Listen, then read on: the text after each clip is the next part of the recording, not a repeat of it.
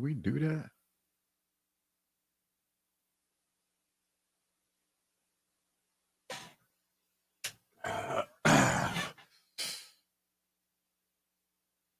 Oh my goodness.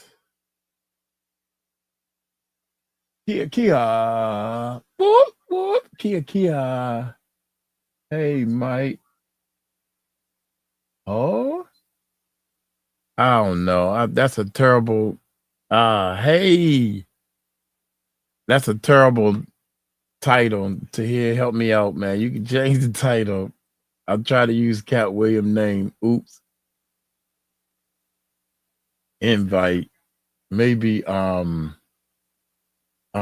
just saying, hey y'all. Maybe I'm just saying can come on and come up with a better title. I don't know. I suck at the titles. I just want to talk to y'all. I don't care what the title is. How y'all doing there?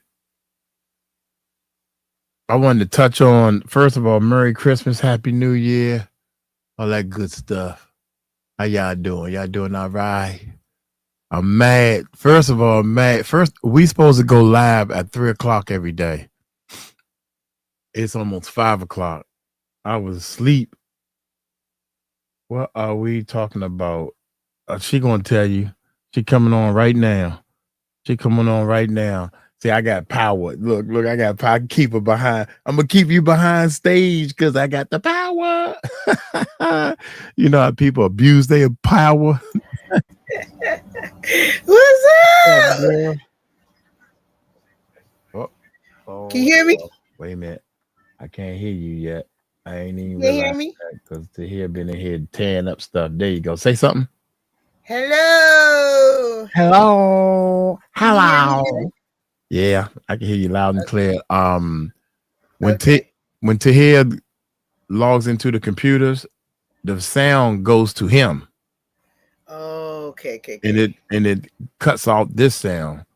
Okay. So most of the time when he leaves, most of the time when he leaves, he sends the sound back to me and then he leave out. Most of the time. Okay. Sometimes he forget. Happy holidays. 𝗘𝗍𝗓𝗓. Look at that beautiful. Hey, 𝗘𝗍𝗓𝗓, you got a beautiful picture, 𝗘𝗍𝗓𝗓. They say I'm a flirt. I think they lying, 𝗘𝗍𝗓𝗓. What you mean what I'm talking about to here? Is it you about to go to bed? He said you leaving out. No, he said, what are we talking about? Like, what the topic is gonna be. See, that's another reason. That's another reason why I always say that typing, people get the wrong, what you mean what I'm talking about? What you mean what I'm talking about? I thought he was heading out. I thought because Tahir told me it's like 1:30 earlier. So I'm like, whoo. Yeah, what are we talking? Look, all capital. Talking about what are we talking about to change the title? Look, the title. You see what the title says. I wanted to use Cat Williams because you said you wanted to. Yes. You want to talk about Cat Williams? So many channels. Yeah, and I want to say that I think a lot of channels is using his name because they know it's a hot topic, but it's clickbait. They're putting words in his mouth now. That's what I wanted to talk about. Cat Williams about to drop some gems for 2025. There you go. All right. Cat Williams has so many channels talking. Does that work to hear? Yeah, Cat Williams is about to drop some real gems in 2025. He said okay. Yeah, he said okay. 𝗘𝗍𝗓𝗓𝗓. Hold up, 𝗘𝗍𝗓𝗓. I still got you up there, gal, with your beautiful self. You are beautiful. All of y'all. I can see everything, Mike. I'm like, I can see everything. Nobody noticed that I'm talking to you guys in the chat, and I'm like, I can see you. Oh, that's right. Santa Claus got her a laptop, y'all. Yes, I got a laptop. Yes. Yeah, you loud and clear now. You coming in a little. I don't know how y'all. What y'all think? Let me turn me down. You want me to turn me down? Let me turn me down. No, I think your mic. You got to go into the settings. Is that good? Is that better? I turned you down, so we'll find out as we go on along. But yeah, because you I look got a big different. mouth. My voice carries. Yeah, you look different. I do. Yeah. It's probably because it's probably light outside. That's why. Nah, the whatever that camera compared to your phone camera is different. You look wider. You look like me now. Facebook data. No. The like instead of us seeing this much of you, we see more. Yeah, and a little bit more because you was like, okay. Now we see more of you. Yeah, which is when I went live earlier just like to do a meet and greet and kind of test stuff out, and it had me in a circle. And when I got off the live, I was like, okay, I want to look like how Mike looks. So I was just clicking through stuff, trying to figure out StreamYard because this is my first time seeing all these buttons and these options. So I was trying to figure it out. So hey, Michelle. Yeah, me and mom had a nice Christmas. She didn't know. She said, I knew you was on, but I didn't know it was gonna be on the YouTube. She said, she said, I'm watching it and I don't like the way I look. She looks like a mom to me. And I apologize, mother. She got a new laptop too, y'all. You know how she know I was joking. She know. She said, do you need pockets? And I tried to say a joke and said, no, what I need my mother to leave me alone. Then I said, psych, mom, I was just kidding. I mean, that was mean. She said, yeah, that was mean. I said, I'm sorry. I was just joking, but sometimes a dumb joke. And, there's plenty of times I got a good story when you say something, I said something out of my mouth and I end up getting a beating for about 4 or 5 hours. My father was kicking my tail.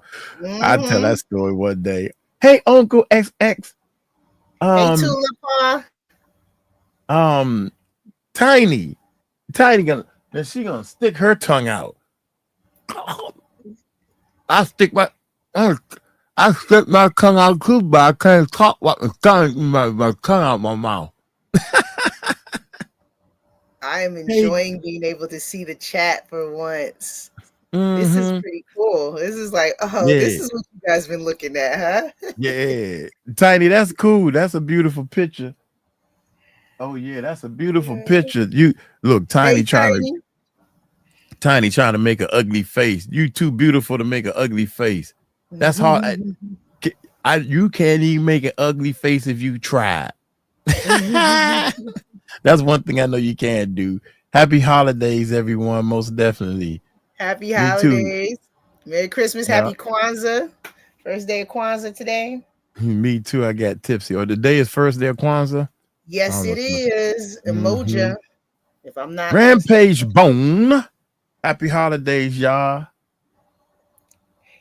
Happy holidays, Rampage. Rampage in the house. What's up? Dragon X in the house. What's up? And the beautiful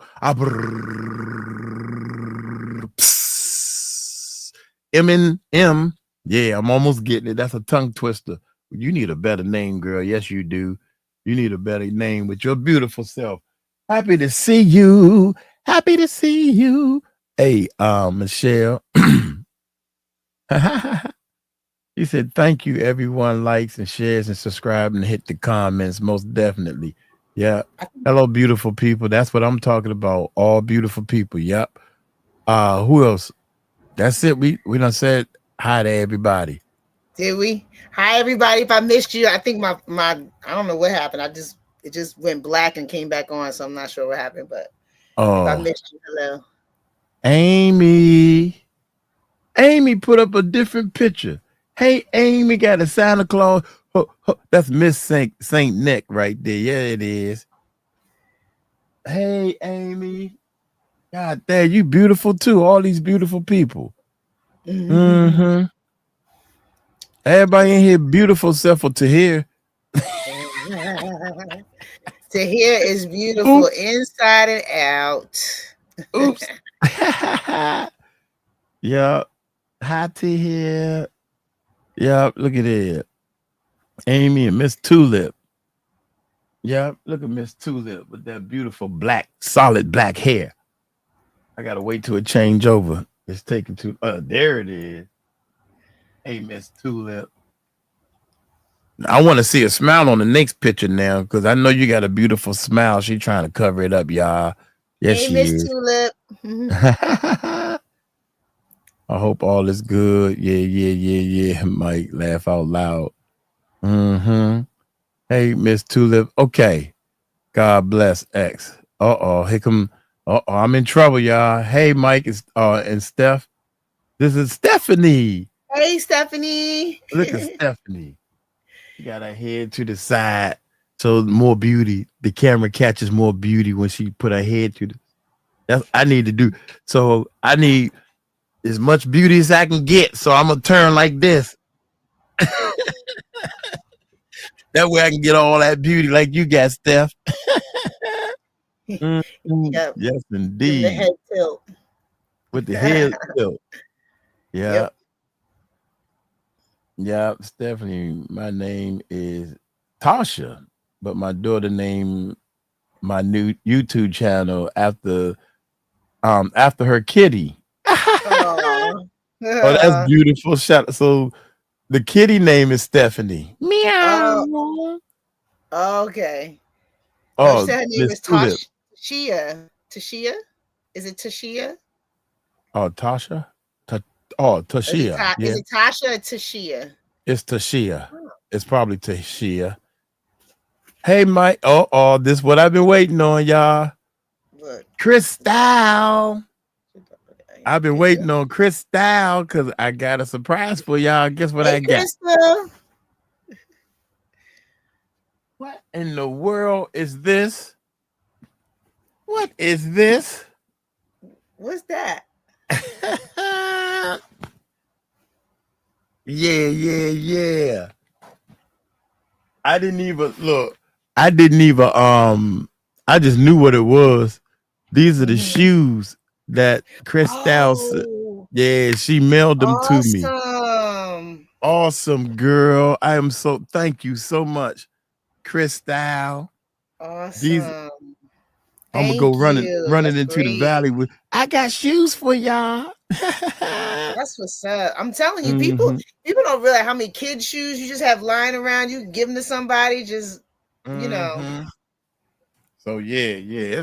This box is not that heavy. So should I open it up and show the people the shoes, or should we wait till we get to the Philippines and open it up and give it to the people so they can see the shoes? You gonna pack it in a suitcase? That's right. This what I'm packing in my suitcase. I'm gonna have 2 suitcases. I have one carry-on bag that's gonna have all my camera equipment and stuff in it, right? And my bag, I probably have one change of clothes in it. I'm gonna buy more clothes when I'm over there, but I'm gonna have this in there, my tripod, and a whole bunch of chocolate. What about the only thing I would say, the only reason why I say we'll open it is because the box is probably going to make it weighted if it's condensed, and you can spread the shoes out more and even the weight so that you don't have to wind up paying more. Most definitely. Okay, we'll do that then. So we'll open it. Yeah. Because anytime you have anything that condenses, it just makes it heavier. You know how they are. They be, I mean, I know for international, they give you more weight, but just in case. M said, any name ideas? I'm sick of this. I think you said you and your husband is from, I think she said, are you the one that said your husband is Pakistan? Put up there, Miss Beautiful. I think that's my name for you, Miss Beautiful. Miss Beautiful.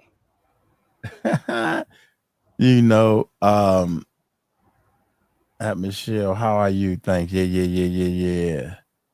Laugh out loud. Miss Brooks. This is somebody new. Branna Brooks. Brianna. I agree. Say Brianna. I said Branna. Brianna. Hey, Miss Brianna. I sent. Look at Miss Brianna. Miss Beautiful. Beyond Beautiful. Miss Beyond Beautiful. Yep. Yeah. We want to start off talking about that. Ronnie Bo's missing. Yeah, I heard that. Yeah. So they still didn't hear from him yet. Because I saw Jag, and then I know they were moving on to Sean, but I was doing my live, so I didn't get a chance to get in there really. And then I saw you pull up, so I said, let me jump over here.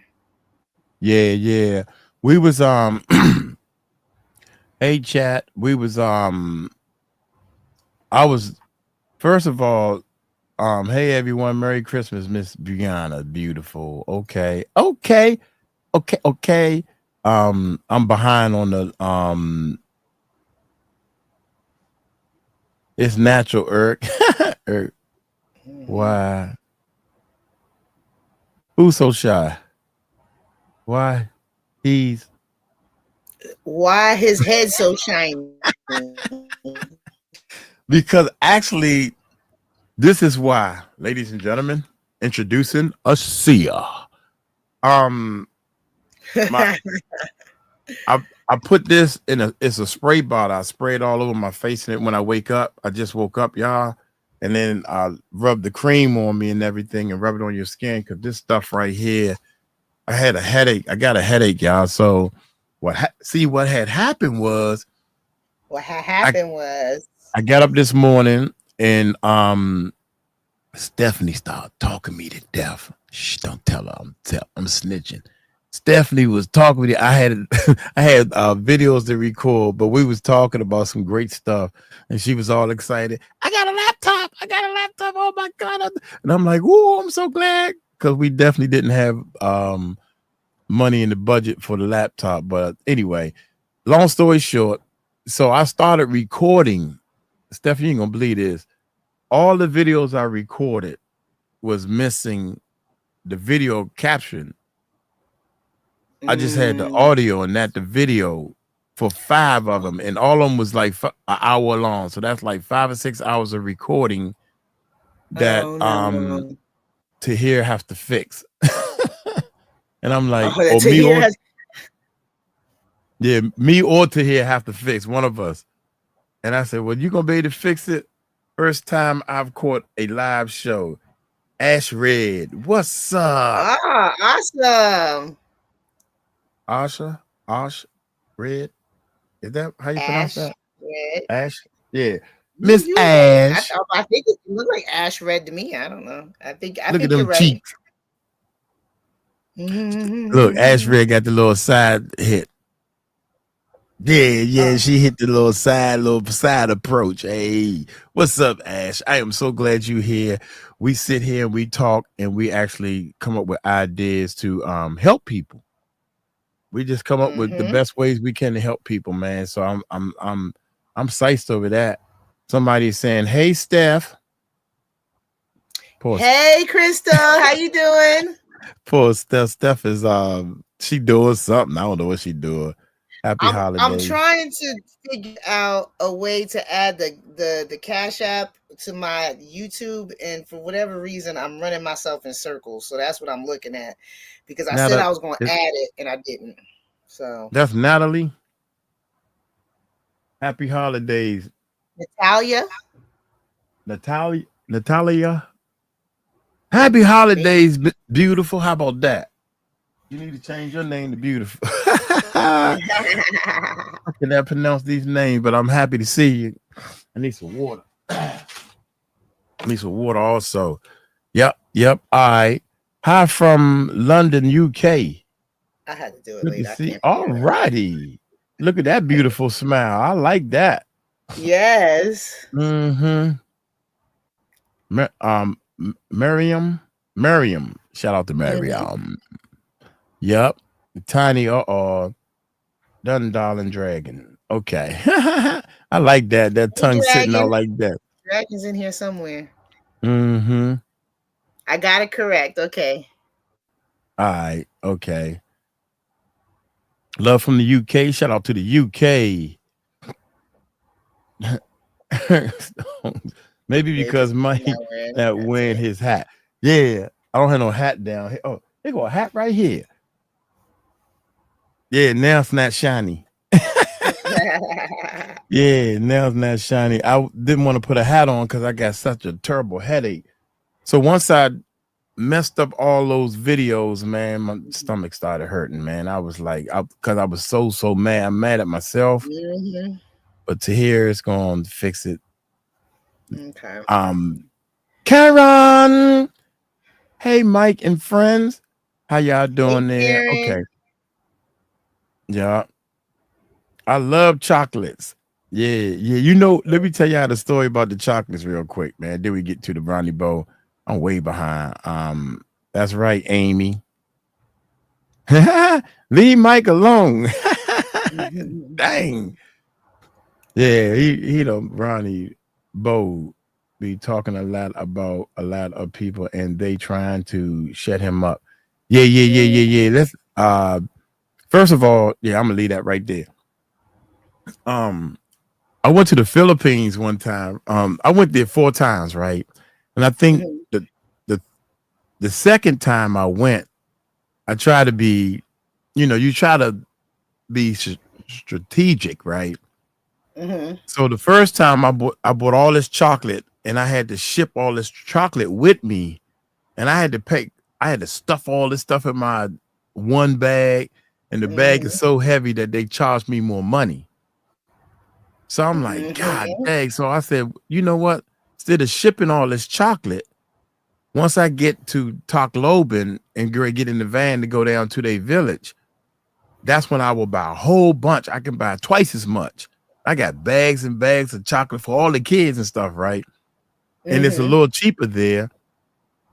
So I'm like, I'm happy. I'm like, yeah, they're going to really like me because I got more chocolate and all this stuff. I got M&M's, Snickers. I got the same stuff I had the last time. And I'm giving hey, Uncle Mike, and all the kids coming around and stuff. I'm like, yeah. I got a lot of chocolate there. So I'm giving them the chocolate and they going, thank you. And I'm like, what's wrong? Why they getting mad? They getting mad, right? They trying not to show it. And so then finally my fiance and the other adults, they want American chocolate. This is they want the junk. They want the junk food. They want the garbage chocolate that they give us. They want the imported chocolate. The chocolate here in the United States or maybe in the UK and other countries is stronger than the chocolate in the Philippines. It's lighter. The Philippines, and I said I never knew that. So they said, yeah. Ketchup in the McDonald's tastes different in the Philippines. So once then I can call that whole trip was trying to taste the difference in the sauce. I got the chicken McNuggets with the honey mustard sauce, the sweet and sour sauce, the barbecue sauce, all taste different. I knew that Coca-Cola and the Mountain Dew taste different. Because we have all those additives. They want the additives. That's what the colors, the additives, all that stuff makes it taste. Yeah. So, and I never even knew that. Yeah. Hello, is that Renee? Hey, Renee. Is that Renee? Oh, shucks, man. When we went to Colombia, the soda is not as fizzy, I guess, as in the United States. Like it was more, I guess we would consider it flat, maybe, because they don't use whatever we use to make it extra fizzy. So it's like, Tahir said he already fixed one. All righty. Tahir's Superman. All right. Ronnie Bo. Let's get back to Ronnie Bo. Miss Tulip is saying, who is Ronnie Bo? You have Ronnie Bo is a gentleman that was locked up with R. Kelly. He was locked up with R. Kelly. So he talked to R. Kelly. He's coming out spreading the word, trying to help people. More like Ronnie Bo is more like a Jaguar, right? you know, a different. I mean, his story. All these people are on the same team. It's on our team. On our team.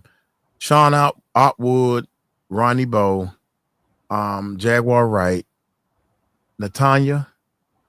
I told you I talked to Latanya and she Rubin, yep. Yeah, Latanya Rubin, Maggie the Black Owl, yep. Yeah, Ron and all them. But you know how everybody is, they lied on Jaguar. They always saying lies on Jaguar. Now they trying to say Ronnie Bo was lying. And this guy has did a couple of interviews and he's a little upset with R. Kelly because R. Kelly is now holding up his end of the bargain. So he's supposed to come on the show, and I'm behind on a lot of stuff, y'all. He's supposed to come on the show and do some interviews with us. So we got 3 people that's waiting on me to do interviews. So I'm trying to figure out a way. I should just let it flow and just let them talk. But I'm trying to figure out a way to kind of stand out from everybody else. Oh, they found Ronnie Bo? Oh, they found him? Yeah. Is he okay? Yeah, so they put the APB out on him, so they find him soon. Yeah. Where is the bass girl? Yep. She said yep. So I believe her. I think people in our chat ain't gonna just spread lies. Hi everyone. More sugar in warmer countries. Okay. How you doing, Dragon? Yep. Yep. Yeah, what in the world? That's crazy. Yeah. He probably on the Sean Otwood. He text Ronnie from Sean Otwood last night at 7 in the morning. Okay. That's good. That's good. One of the things about Murph. Hey Murph. Murph's in the house. One of the things about Ronnie Bo, he mentioned the Music Recording Network. He mentioned my name a couple of times. And one of the things that we're doing, go ahead. What? Holy Grace. We doing.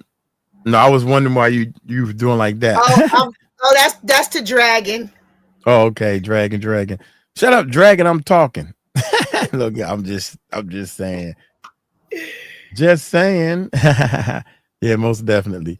But what had happened was, I'm gonna get him on the show, man. I'm definitely gonna get him on the show. And I want to do these interviews in an order. I want to do Jaguar Wright first, period. Then I want to do everybody else. So I got Ronnie Bo's number, right? And I'm thinking that if I call him, he said he'd come on for free. He ain't tripping off the money, and he just want to spread his message, So I need to hurry up and jump on that. So now let's get to the topic with the topics of hands, baby. You want to start off talking about what is it? Cat Williams. What are we talking about? Cat Williams 2025. I'm ready to see what he got to say, because you know what I said about him, I think in my little short, is that, Cat Williams come out in 2025. I think everybody's waiting to hear what he has to say, and everybody's ear is to the ground, like what he got to say, because they took him for a joke the first time. They took him for a joke, and it turned out he did not come to play. And he put it out on the table. So now I think everybody's waiting to see what he says about 2025. So I can't wait. Oh, you hear that? Yeah, I heard that your girl, the old Destiny's Child, chick, she was up there and didn't do not one Christmas song. That's what I heard. But I wasn't watching. I definitely wouldn't waste my time watching that. So the all-white halftime performance, man, they're gonna jump on all that.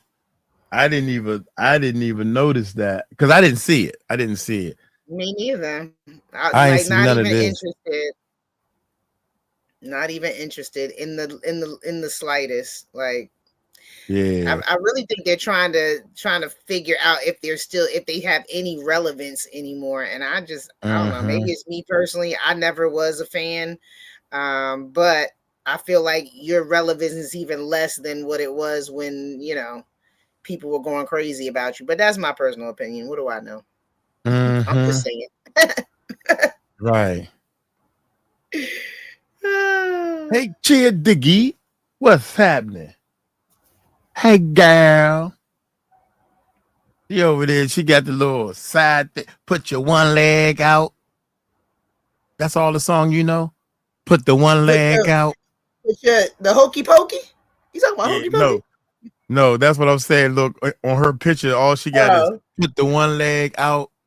Is that all you know? That's it? That's all. That's what it's. All I know is hokey pokey. I was like, put your right hand in, put your right hand out. On her picture, she just got one leg out, and that's it. Okay. Like that's all. That's all the songs you know. That's the. I know I'm cute. Leg out. I know I'm cute. That's that. And yes, you Shout are. Shout out baby. to you, girl. You know. Okay. Yes, you are.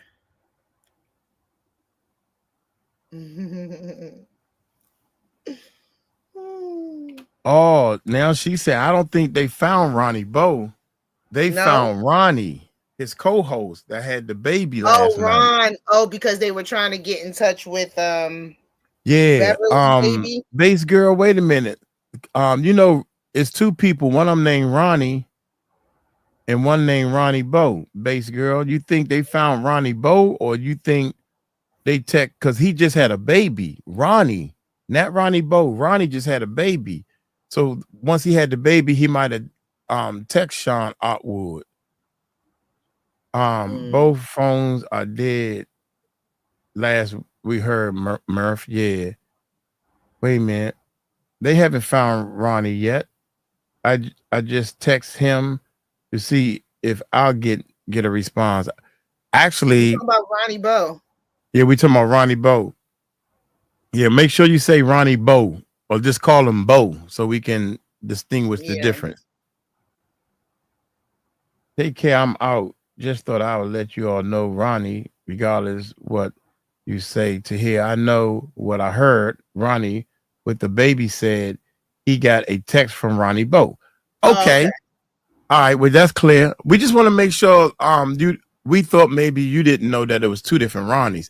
But since you're saying that you know it's two different Ronnies, we down with what you say, Gary. We down with what you say. I'm down with you because you play bass. I mean, I'm glad that they found him. him. So, yeah. But he need to. That was last night. He need to show. Let us know he's still okay right now.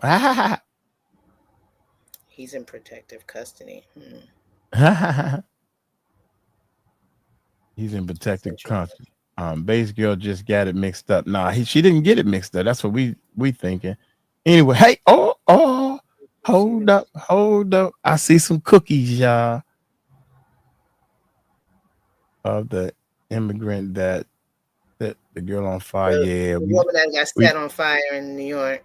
Yeah, we did that on Christmas. I came down here earlier in the morning and did that on Christmas. That was so sad.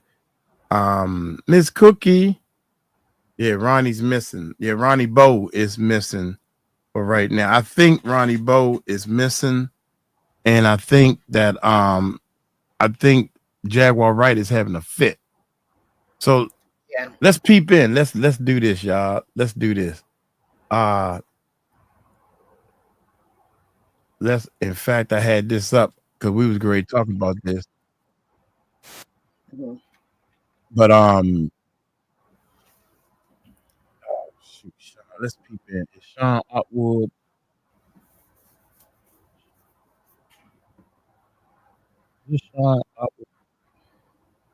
Oh no, that's not it. I thought he was live. Maybe yeah, he is live.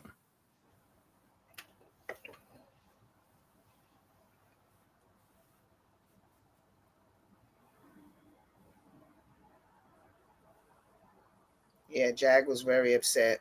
Let me see something. I'm gonna put hey.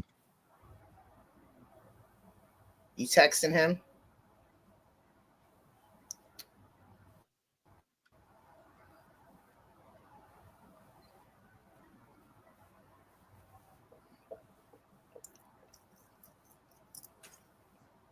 Well, I can't figure this out.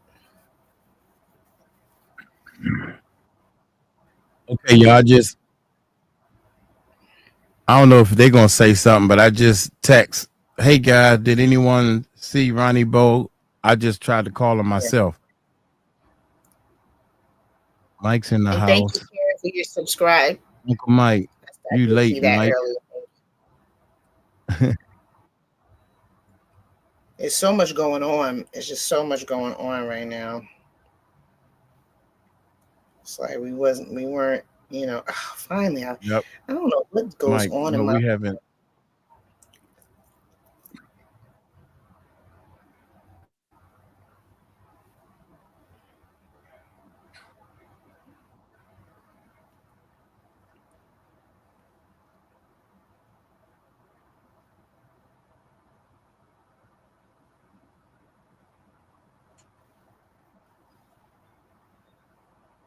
Yeah, I think they off that topic.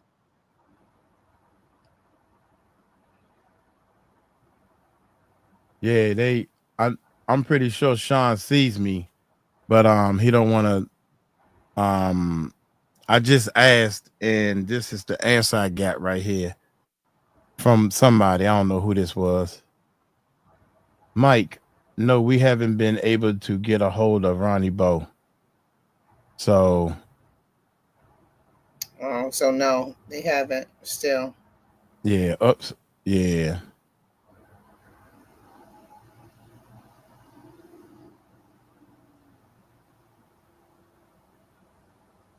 No, I never heard about this, Michelle. Michelle said, did y'all hear about the place that went down on Christmas Day with 42 people in?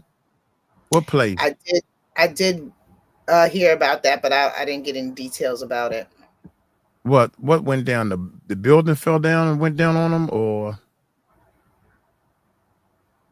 I don't know what went down. And saying that I've been waiting physical. Wait a minute. God dang it.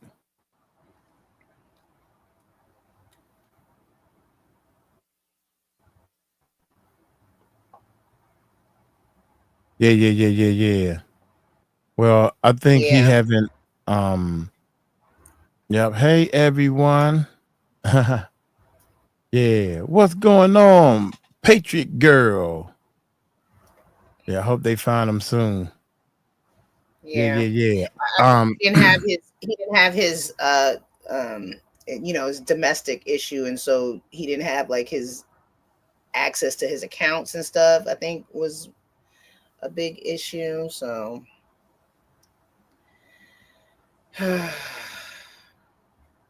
oh, allegedly it was shot down. What? It says plane, Mike, as in airplane. What plane? What plane? The airplane was shot down. That's what they're saying. 42 people died.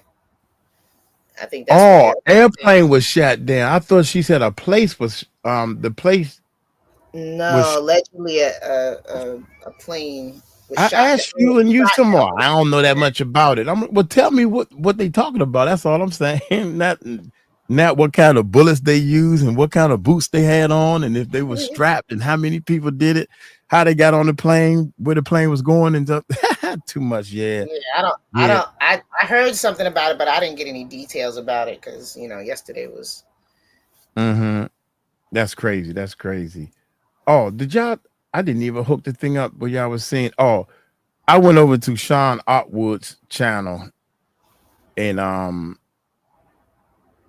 of a sudden, I thought y'all was seeing it, but bad host. I'm a bad host, y'all. Okay, the Cat Williams thing. This what I wanted. I want to show this video right here. While I run upstairs and try to God dog it. Let's see, share screen. And when I first started doing this, y'all, I just want y'all to know that I was mad when I click on something like this, for example, and this had I explore human flesh. Oh, wait a minute. God dog it, look at this thing. It don't show the thumbnail. Let's see if it'll show the thumbnail this way. This is what you sent to me the other night? Nah, I just saw this today. Let me see if I hit pause. Yeah, it's still playing.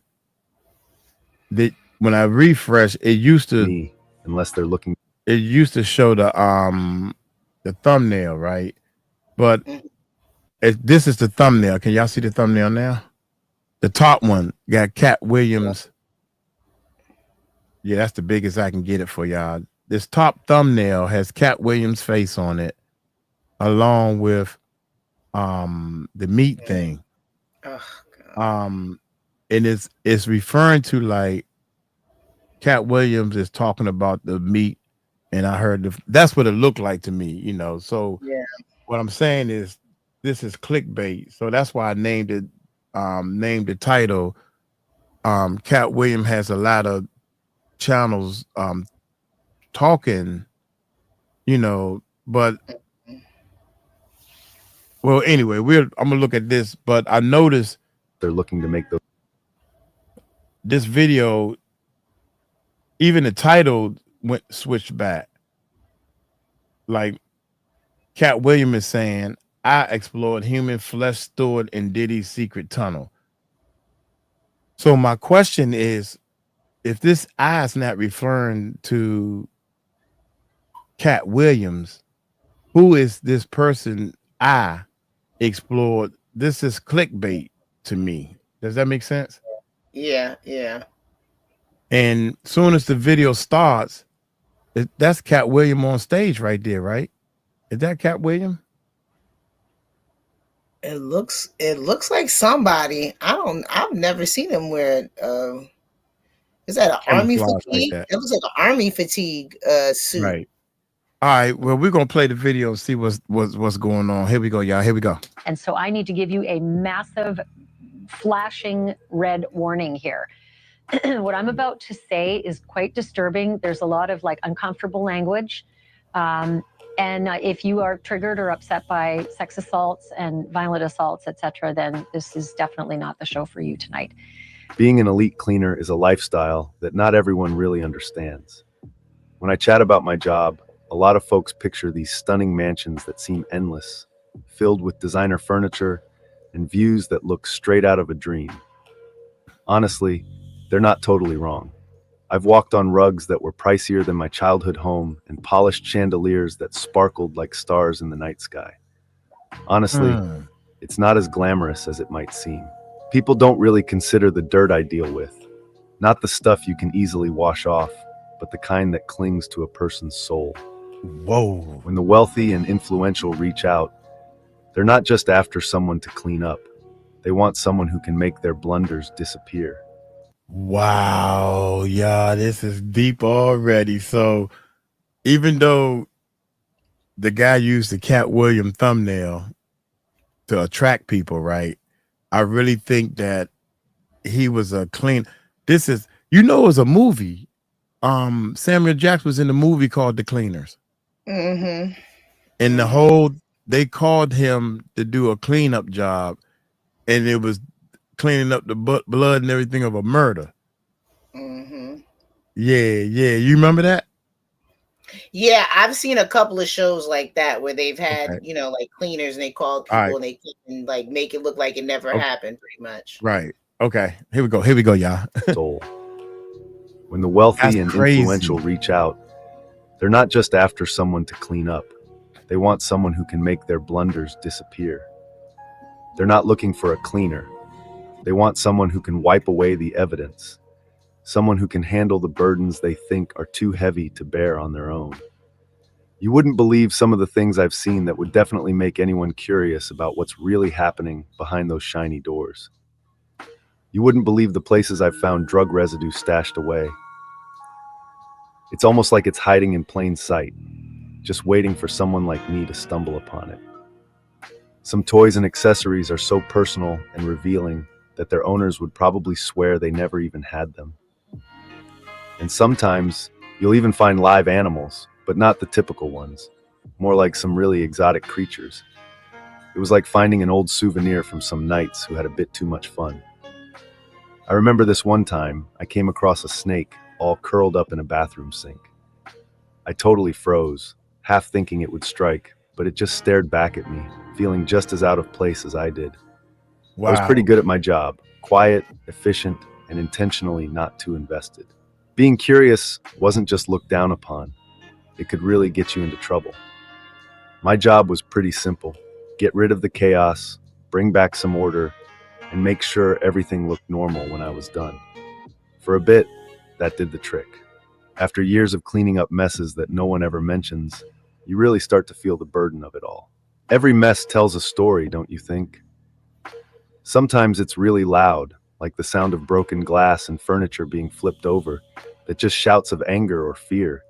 Sometimes it's a bit more understated, like the light mark left by a wine glass on a table that someone hurriedly cleaned up. Those stories really linger, don't they? It's like that smell of stale alcohol that just won't go away, no matter how many windows you throw open.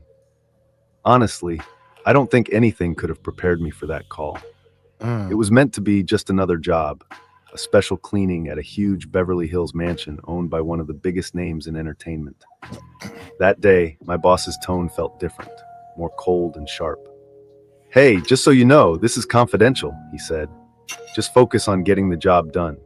No questions or curiosity are needed." But there was a part of me that held back. Honestly, I wasn't sure if it was just my gut feeling or pure fear, but for the first time in ages, I actually considered saying no.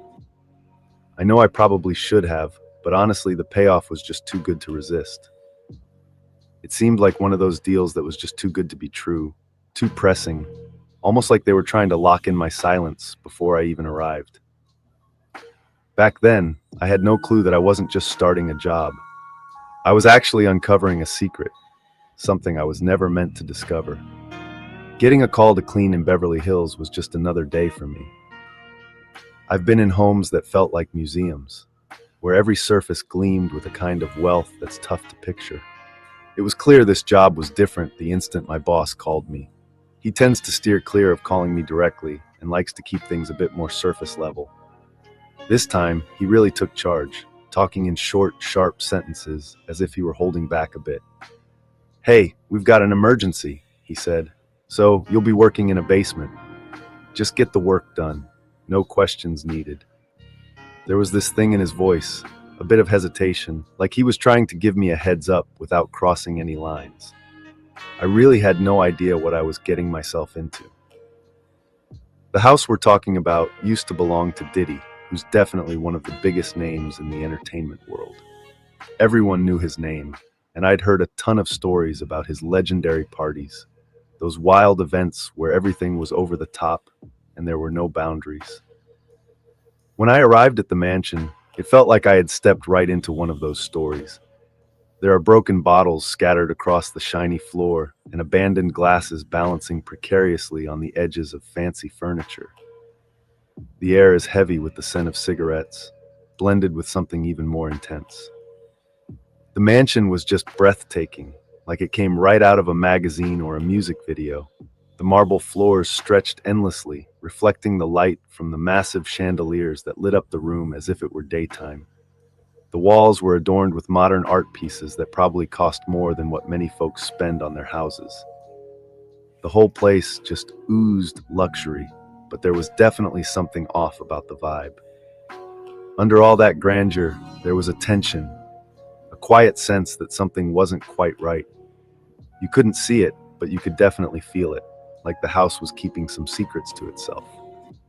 I bumped into the team leader, a familiar face from back in the day.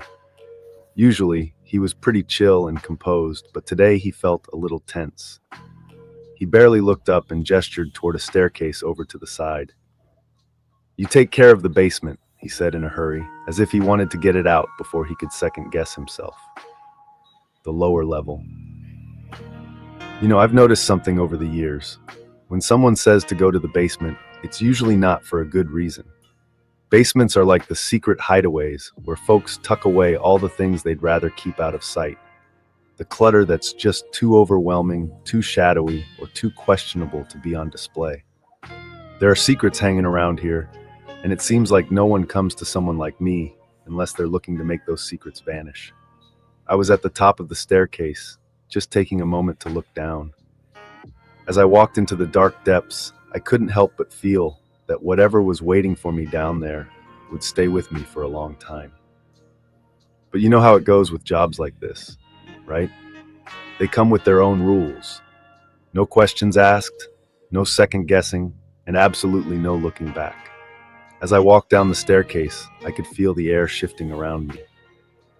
It wasn't just cooler, it felt heavier, damp, and almost stale, like it had been stuck there for years. With every step I took, the sound bounced around the small space, and I could feel the unease in my chest getting stronger. I've dealt with my fair share of unique tasks before, and they always seemed a bit more challenging than just cleaning up spilled drinks or fixing furniture. Wow. Yeah. Brianna, it's like when I'm doing my research, and I just want y'all to know, I'm hoping y'all feel the same way. Never thought about the cleaning people that's hired to do like special cleaning work. Never thought about bodyguards that just sit there and don't say nothing. These people know stuff. You know, you talking about people who know stuff that kept their mouth shut, like the cleaning people. So even though it's a story and it don't have nothing to do with Diddy, like Murph said, it's helping me get into a zone of like, if I was a cleaning person, I came to clean somebody's house, and it's clear that, you know, everybody think they're a detective, right? It's clear that something happened here and they want me to clean it all the way up with, and they start asking questions like, if later on if somebody looking for blood, would they find it? Is your cleaning solutions good enough to get rid of 100% all the blood? Then you know they trying to cover up stuff. So a cleaning company, that's crazy, man. So it's a lot of people to know things. Until today, I never even thought of a cleaning company being called, not in the Diddy case, in any type of case, like Jay-Z. There was another video I wanted to play when Jay-Z actually, this guy's talking about Jay-Z and stuff, and I'm gonna pull that up while we finish this one. This wasn't just about cleaning up after a crazy night. What was waiting for me down there wasn't just a mess. It was something that would grab hold of my mind and stick with me forever. When I finally got to the bottom, it felt like a wave hit me. I felt a shiver run up my spine, not because it was cold, but because of the heavy atmosphere around me. The basement felt totally different from the fancy mansion above. No more marble floors or shiny chandeliers. Instead, the walls were dark, the ceiling felt low, and those fluorescent lights kept flickering, creating some weird, fleeting shadows. Shadows seemed to dance around, and the air felt almost electric, like the space was holding on to secrets whispered within its walls. It quickly became clear that this wasn't just a storage area or some forgotten utility room. No, this place was built for something else entirely.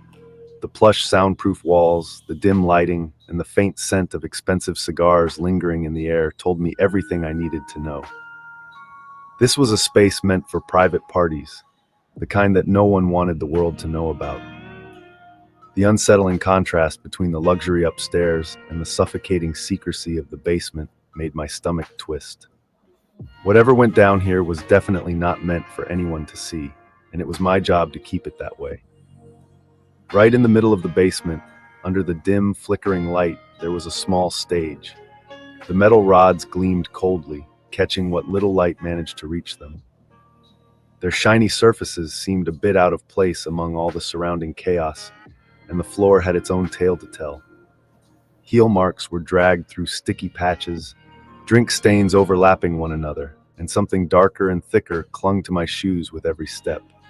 It left a faint, unpleasant resistance as I moved to one side. A bar stretched along the wall, but unlike the pristine high-end bars upstairs, this one looked like it had weathered something far. Another thing is, where did they get these pictures? That's crazy. I mean, I know.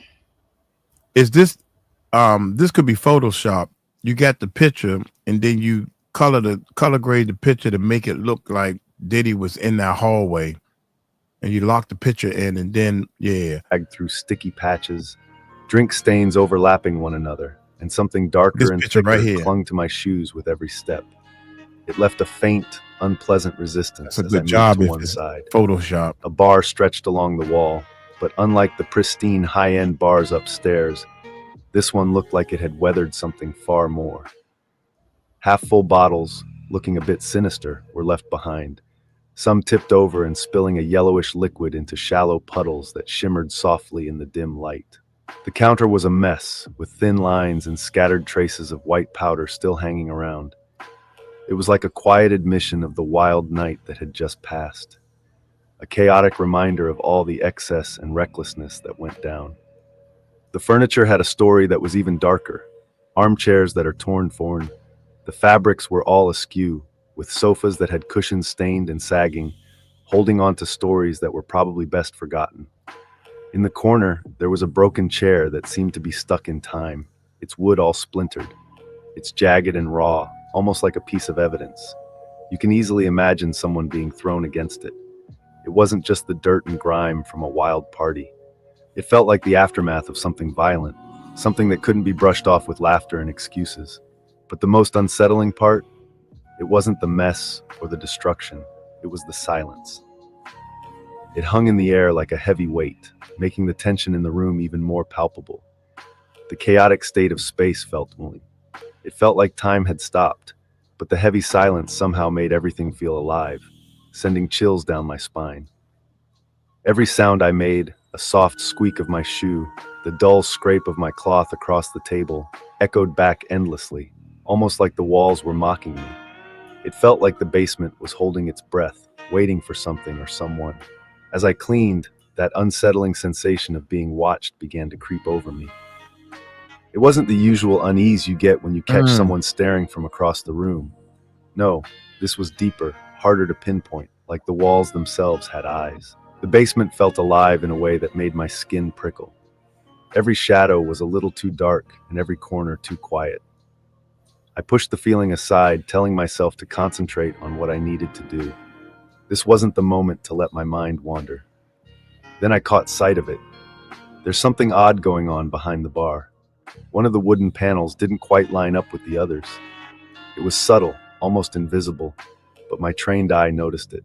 My hand paused as I moved the cloth over the surface, and that's when I heard it, a faint, almost imperceptible click.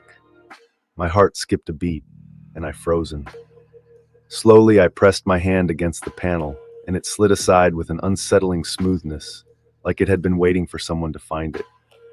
Behind it was a heavy trap, its rusty hinges and weathered locks contrasting sharply with the sleek design of the basement. For a moment, I just stood there, staring at the door, my instinct yelling at me to stop, to push the panel back and act like I hadn't seen it. But I didn't. Maybe it was curiosity, adrenaline, or just plain stupidity. I was crouched down, my fingers shaking as they gripped the latch. Taking a deep breath, I pulled it open, and the sound of the rusty hinges creaking was almost deafening in the heavy silence of the basement. It echoed like a warning, settling into my chest like a weight. The door opened slowly, revealing an iron staircase spiraling down into darkness. The smell hit me before I even had a chance to take in what I was seeing, a thick, overwhelming blend of mold, rust, and something else. It was foul, acrid, and just plain unnatural. I grabbed my flashlight, my fingers a bit clumsy as I turned it on, and the beam of light sliced through the darkness.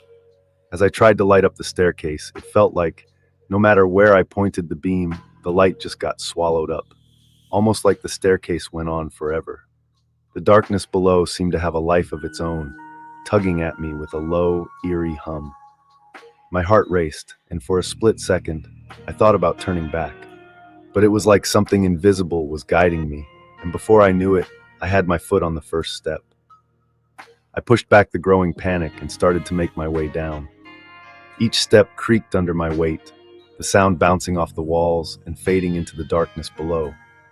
The cold metal stairs pressed against the soles of my shoes, reminding me of the reality of my situation. With every step, the air felt heavier, almost like it was trying to hold me back. My hands were sweaty as I gripped the rail tightly, my mind racing with all sorts of thoughts. I tried to tell myself this was just an old storage room, left behind and forgotten, but deep down, I knew that wasn't the case. That uneasy feeling in my gut was telling me there was something more going on. When I finally reached the bottom, the silence I had gotten used to was suddenly replaced by a low, faint hum. It wasn't loud, but it vibrated through the air like some distant electricity flowing through unseen wires. I swung my flashlight around, its beam slicing through the darkness to show a narrow tunnel ahead. The walls were rough concrete, damp and cold, but what really caught my eye were the scratches. At first, I thought they were just random marks from wear and tear, but the closer I looked, the more intentional they appeared. Some were shallow and thin, like they'd been made by human fingernails, while others were wide, deep, and jagged, the kind of marks that made my skin crawl as I wondered what could have caused them. My throat felt tight as I ran the flashlight over the scratches, my mind racing to keep the worst thoughts at bay. The scent hit me harder. It was almost overwhelming.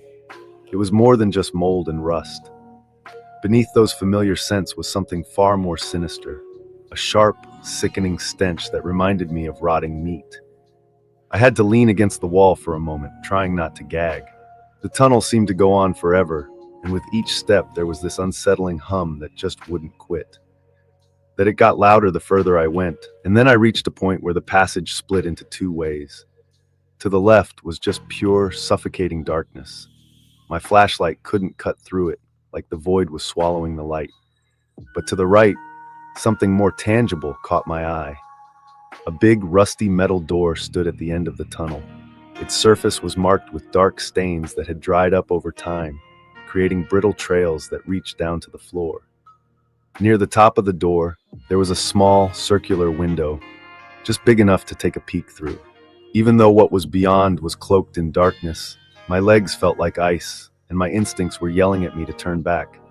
Whatever was behind that door wasn't meant to be discovered, at least not by me or anyone else. But I couldn't help it. Something stronger than fear was pushing me forward, urging me to see what lay behind that rusty steel barrier. Each step felt heavier, as if I were crossing an invisible line. I could never shake off the urge to run. As I reached the door, my hand trembled above the worn, icy doorknob. My reflection in the circular window looked back at me, all warped and eerie under the dim light. It felt like the glass was trying to warn me, telling me this wasn't a place I was meant to enter. But something deeper than curiosity tugged at me, a compulsion I just couldn't ignore. Swallowing the lump in my throat, I gathered every bit of courage I had and pushed the door open, the sound deafening. The metal creaked, breaking the silence and echoing down the tunnel like a scream. What's up beyond the door really made my stomach twist and drop. In the middle of the room, there was this single dim bulb swinging above, and right below it stood an industrial freezer. Its steel surface was all scratched and stained, making it the grim centerpiece of the room. Steel shelves lined the walls, each one stacked with neat rows of boxes and vacuum-sealed bags. It was the labels that grabbed my attention first. They weren't just brands or inventory numbers. They were full names, written quickly in a shaky, irregular script. My breath caught as I scanned the shelves, the names looking back at me like silent accusations. I was trying to make sense of everything, but nothing seemed to add up. Every instinct was telling me to get out of there, but I found myself reaching out and grabbing one of the bags. The plastic felt cold and slick in my hand, damp with condensation. When I held it up to the weak light, my stomach churned. The meat just didn't feel right. It was definitely not what you'd expect. It was this dark red color, mixed with a yellowish gray, and there were these veins that looked unmistakably organic, almost disturbingly human. I felt my grip slip a bit, and for a second, I really thought I might drop it. My hands were shaking as I pushed the bag back onto the shelf, really trying to calm my racing thoughts. As my flashlight moved around the room, it hit something on the wall that made my heart race. Lurching, I noticed a corkboard that was hung crookedly, cluttered with photographs pinned in a haphazard way. The faces in those photos sent chills down my spine. Politicians, celebrities, and businessmen. People who made it to the headlines and magazine covers, but their poses felt off, their expressions empty, and their eyes looked glassy and lifeless, almost like they were just mannequins or something even more unsettling. Many of the photos were smudged with dark stains, the edges curling as if they had been handled with bloody hands. My light shifted lower, illuminating the corner of the board where a yellowed sheet of paper was pinned. Scrawled across it in thick, uneven strokes was a chilling message: invitation only. I stood frozen, the weight of what I had stumbled into crashing down on me. This wasn't just a secret, it was something monstrous, something that shouldn't exist, and here I was, right in the middle of it. I stepped back from the freezer, my breath coming in shallow gasps. Every instinct was telling me to leave, to put as much distance between myself and this place as I could. But something deeper, maybe curiosity or a twisted sense of obligation, pulled me to take one more step forward. My trembling hand reached for the freezer's latch, which resisted at first, as if it were guarding its secrets. But I forced it open, and the sound was sharp and metallic, like a scream echoing through the room. Inside, more vacuum-sealed bags were stacked neatly, each one labeled with a name. I noticed some familiar names.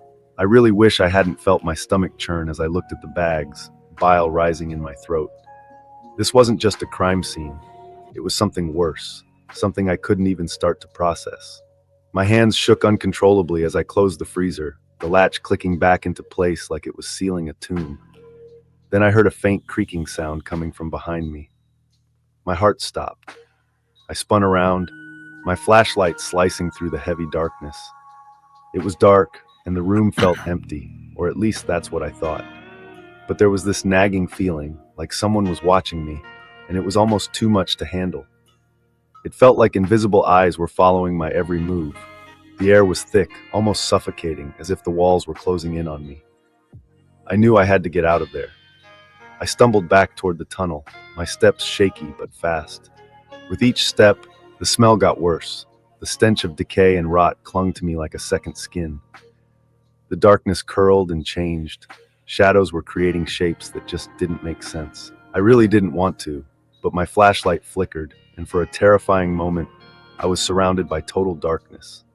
The walls felt like they were closing in, suffocating me with their silence. When I finally reached the iron staircase, I didn't even stop to catch my breath. I climbed as fast as I could, each step creaking under my weight, almost like the darkness below was trying to pull me back down. My legs were burning, and my hands kept slipping on the cold metal, but I didn't stop until I burst back into the basement above. The light was blinding, harsh, and unnatural after the heavy darkness. It didn't feel like safety, though. It felt like I had brought something with me, like the basement's presence was still clinging to me, refusing to let go.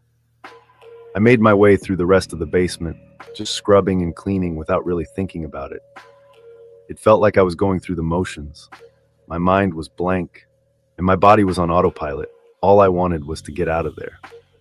As I stepped outside the mansion, I noticed a bunch of blue vans parked in the driveway. Uniformed guys were unloading stacks of pizza boxes, moving in this eerie, synchronized way. They didn't say a word or even look my way, and their precise movements sent a chill down my spine. It felt so wrong, but honestly, I just wanted to get out of there, to put as much distance between me and that place as possible. Wow. As I drove away, I glanced back at the mansion. Its glowing lights cut through the night like everything was perfectly normal, just another sprawling Beverly Hills estate. But I knew better. That place was hiding more than just wealth and power. It was concealing something much darker, something that couldn't be explained or justified. The further I drove, the heavier the air felt, like I hadn't really left it all behind at all. in the days that followed. I felt paranoia wrapping around me tightly. I started seeing white SUVs parked close to my house with their engines running, but they never came any closer. So there I was, getting these anonymous calls at the weirdest hours. The voice on the other end, totally silent. Wow. It felt like a little nudge, reminding me of what I had witnessed and the cost of being curious. It hit me hard that I had accidentally walked into something way bigger than me, something that felt untouchable, unspoken, and wrapped in darkness. I really struggled to wrap my head around it, but it wasn't only the threats that lingered in my mind. The tunnels just wouldn't leave my mind. Their heavy presence kept creeping into my dreams. I noticed the symbols carved into the concrete walls. These ancient designs looked like they were alive, pulsing with a creepy energy as I kept my gaze on them. The room with the cages stuck with me, you know? Those claw marks and the dark stains underneath them really made an impression. A faint metallic tang of iron haunted me like an unfinished nightmare. Those pristine white robes, stained only where they brushed against the bars, left me with questions I didn't want answers to. But the worst part? It was the freezer. I could still feel that cold metal latch against my fingers and see the names written on the bags. The photographs pinned to the corkboard felt lifeless, their smudged faces staring back at me. The deep scratches carved into the door were desperate marks that I knew would stick with me forever. Each image replayed in my mind like a broken reel I couldn't turn off. Even in my own home, I didn't feel safe. The creak in the floorboards and the faint hum of electricity at night sent chills through me, pulling me back to that dark basement. The world I once thought I knew now felt so thin, as if behind every polished surface lay a darkness just waiting to be uncovered. I carried the weight of what I'd seen everywhere I went, an annoying presence I couldn't shake. And still, those white SUVs lingered at the edge of my vision, always just out of reach, a quiet reminder that I had crossed the line. The silent phone calls just kept coming, like a reminder that someone was always listening. Even when all I heard was static, I could sense the unspoken message: I wasn't free.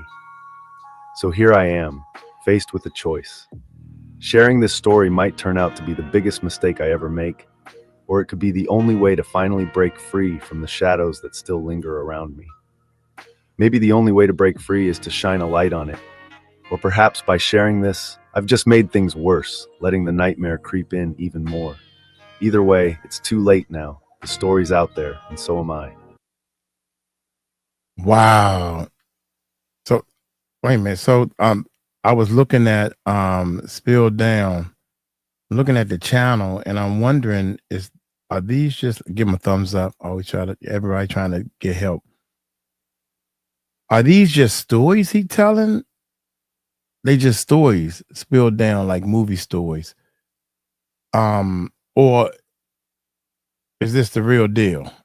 You know what I'm saying? Stephanie is. Bye, Stephanie. Stephanie is. Are you frozen? Oh, no, I was frozen. Oh, wait a minute. God dog it. Was I frozen or you frozen? Oh, okay. You had the mute on too. Yeah. I Okay. think we Yeah, both I was frozen. I didn't know. I thought it was me, but I don't know. Tahir said that was facts for sure. I think somebody said that this guy's just telling stories, like he's a writer, like he's writing a book. Yeah. It's like but see the His thing writing, yeah, I agree to say his writing style is too graphic.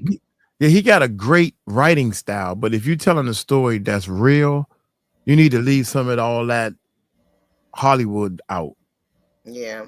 But it's like that. Remember that movie Saw? Yeah. I did not like that movie. A lot of people like that movie.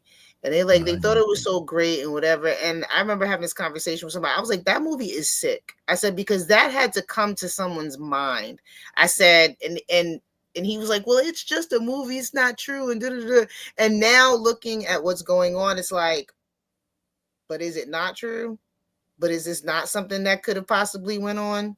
Now that we know that art imitates life, Like, I always just thought, like, anybody that could come up with a story that's that gory and that, you know, disgusting, like, Yeah. that's a problem. Like, you know what I'm saying? That's a problem. What did Mike do today to hear? I messed up all the recordings. I did 5 long recordings. I was rolling too. I'm recording everything but the video we watching. I'm like, don't. I messed all up. So I made more work for Tahir. I don't like Saw, but my husband loves the Saw movie. I know, like a lot of men like it, but you wouldn't like it as much if you realized that was a real story, a true life story. Then it's like, you know, like somebody had to think that up. Like, where's your mind going? I believe Hostel was real, but not Saw. Saw. Yeah, Saw was. I don't think Saw was real. Saw was like way over the top. But yeah, but just the thought of it is like, for you to come up with that, I'm like, no, I'm good. That's too much. You doing too much. Cecile is late too. Cecile and Tanya. Cecile and Tanya late. Yeah, I'm calling y'all out. Did y'all bring a note? Good to see y'all. Y'all know I love y'all to death. What was the one you made me forget? Tanya said, yeah. Oh, not Tanya. Not you, Tanya. Murph said, I think Hostel is very real. Oh, yeah. That's good enough. Tanya said the same thing. Yeah, Murph, I think Hostel was very real. I think, man, you know what? Check this out, man. I think that stuff like Hostel and everything was happening. And now these rich millionaires are old. They so old, they in the wheelchairs. They telling these stories and they trying to get into heaven, right? Think about it. And now they repenting. And this is where these stories come from. Well, are you serious? Yeah, I can go. You can go look. Here's my card. And they make the story so real and people put it into books, right? Yeah. They put the stuff in the books and they say, you know, after they get it in books, like somebody was saying, I forget who was saying it. You know, why is it always gotta be rust? You know, why all the metal always rust? Why is always gloomy? Why is everything rusty? Why is nothing ever new? Right. That's because, and this is just my opinion, that you want to hide it. And you doing all this work. You the millionaire. You the one got the money. You doing all this work. You don't care when you holding these kids, for lack of a better word. You don't care. You don't want to clean up. You clean up as least as possible. You ain't going polish and buff and shine and wax stuff and smoking and everything. You might hire one little maid to clean up just enough to clean it. We ain't trying to you know, but upstairs you got the maids and it's just automatically like I can imagine and envision this. And this is what I do, y'all. I'm kind of like this part, like my garage, man. My garage is tore up from the floor up, but the kitchen stay clean. The bathroom stay clean. You feel me? Right. That's how I keep saying, every time I go in that garage, I'm like, I need to clean up, man. When I'm gonna clean this joint up? Then the shed way in the back is spider webs and bugs and ew. But I grab what I need, close the door, leave it. You know, right. So the areas that you don't care about, and you don't care about these people, I could not imagine that lady, the 3 girls that was in the house for over 10 years, and that boy committed suicide. I'm saying to myself, that boy, he had the nerve to try to act like, well, we was one happy family. That girl went off in the courtroom. You took 10 years of my life away. I could never get that back.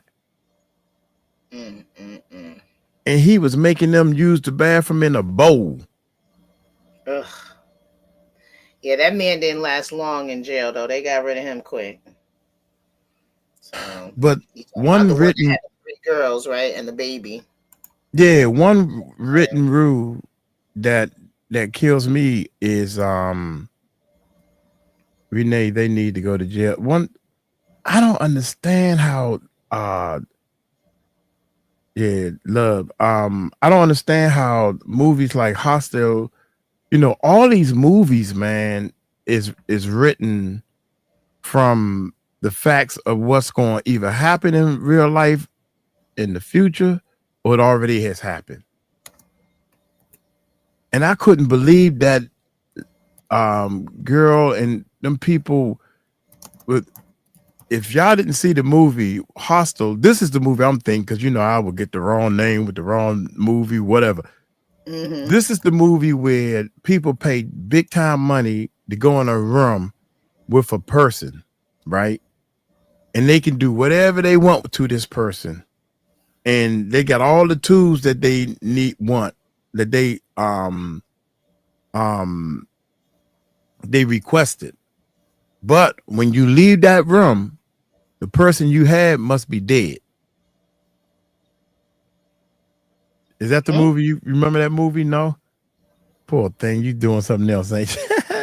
The person that they had must have been dead. Has to be dead. Let me say it one more time so you can understand it. You go in a room like this, and you got all the tools. If you want a gun, knives, all kinds of throws, dots, and you got this person in the room. You can do whatever you want to this person in the room. But after 24 hours or after how long you in the room with the person must be dead when you get out the room. So you must kill the person so the person can't talk about what went down. Is that Hostel? I think that was Hostel. I don't know if I saw that movie. Man, dude. I don't do a lot of scary, gory movies. I do like comedy and action. I'm just not into the scary, gory stuff. But The Purge. Purge. Yeah, I didn't see that either. Yeah, Tanya. You know what, Tanya? I need to keep you away from the remote control.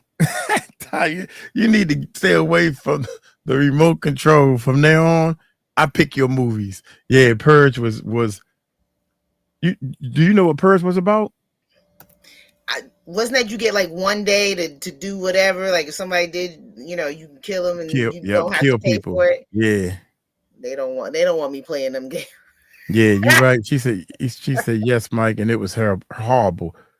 They was the dude in that movie Hostel. They showed how they picked the people and everything, and how they end up getting picked, and they put the pictures on the web. We got one. Who wants them? And they all would bid on a person like $5 million, $10 million. Oh, I want that person. And when the person got into the rooms, and they had this dude was a wacko. As soon as he got in the room, he strapped the person down and just cut a big old chunk of meat out of the side and just sat there on the plate and started eating it. No, I don't do that. Better than what I thought. Yeah. Yeah, that was crazy, man. And one lady got away, boy.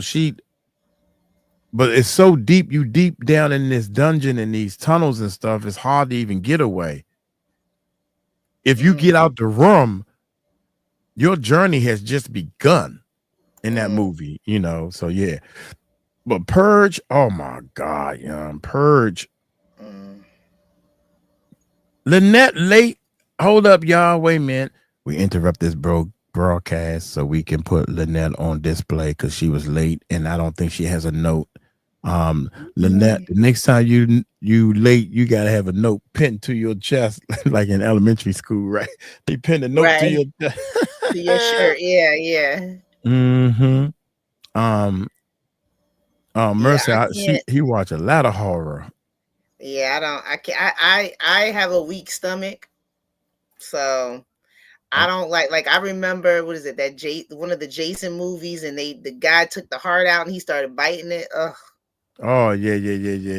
That was the last one I think I saw. I was eating some Doritos. I was in high school. I was still traumatized because I was eating some Doritos. I was like, what? But Purge was more like a government thing, and I'm like, this is way too far-fetched. The government was trying to sorry, I had to work, Mike. The government was trying to find a way to the world, y'all, is getting overpopulated. Mm-hmm. And these are facts. The world is getting overpopulated. So the government is trying to find a way to less populate. So they say, well, we're going to just give a day where everybody can kill their worst enemy. Right. And some people are like, nah, and yeah, we could do that. You know, I shouldn't be laughing. I shouldn't be laughing, but right. So, and people was ganging up, man, and people was ganging up to protect their families and people. Yeah, that's crazy.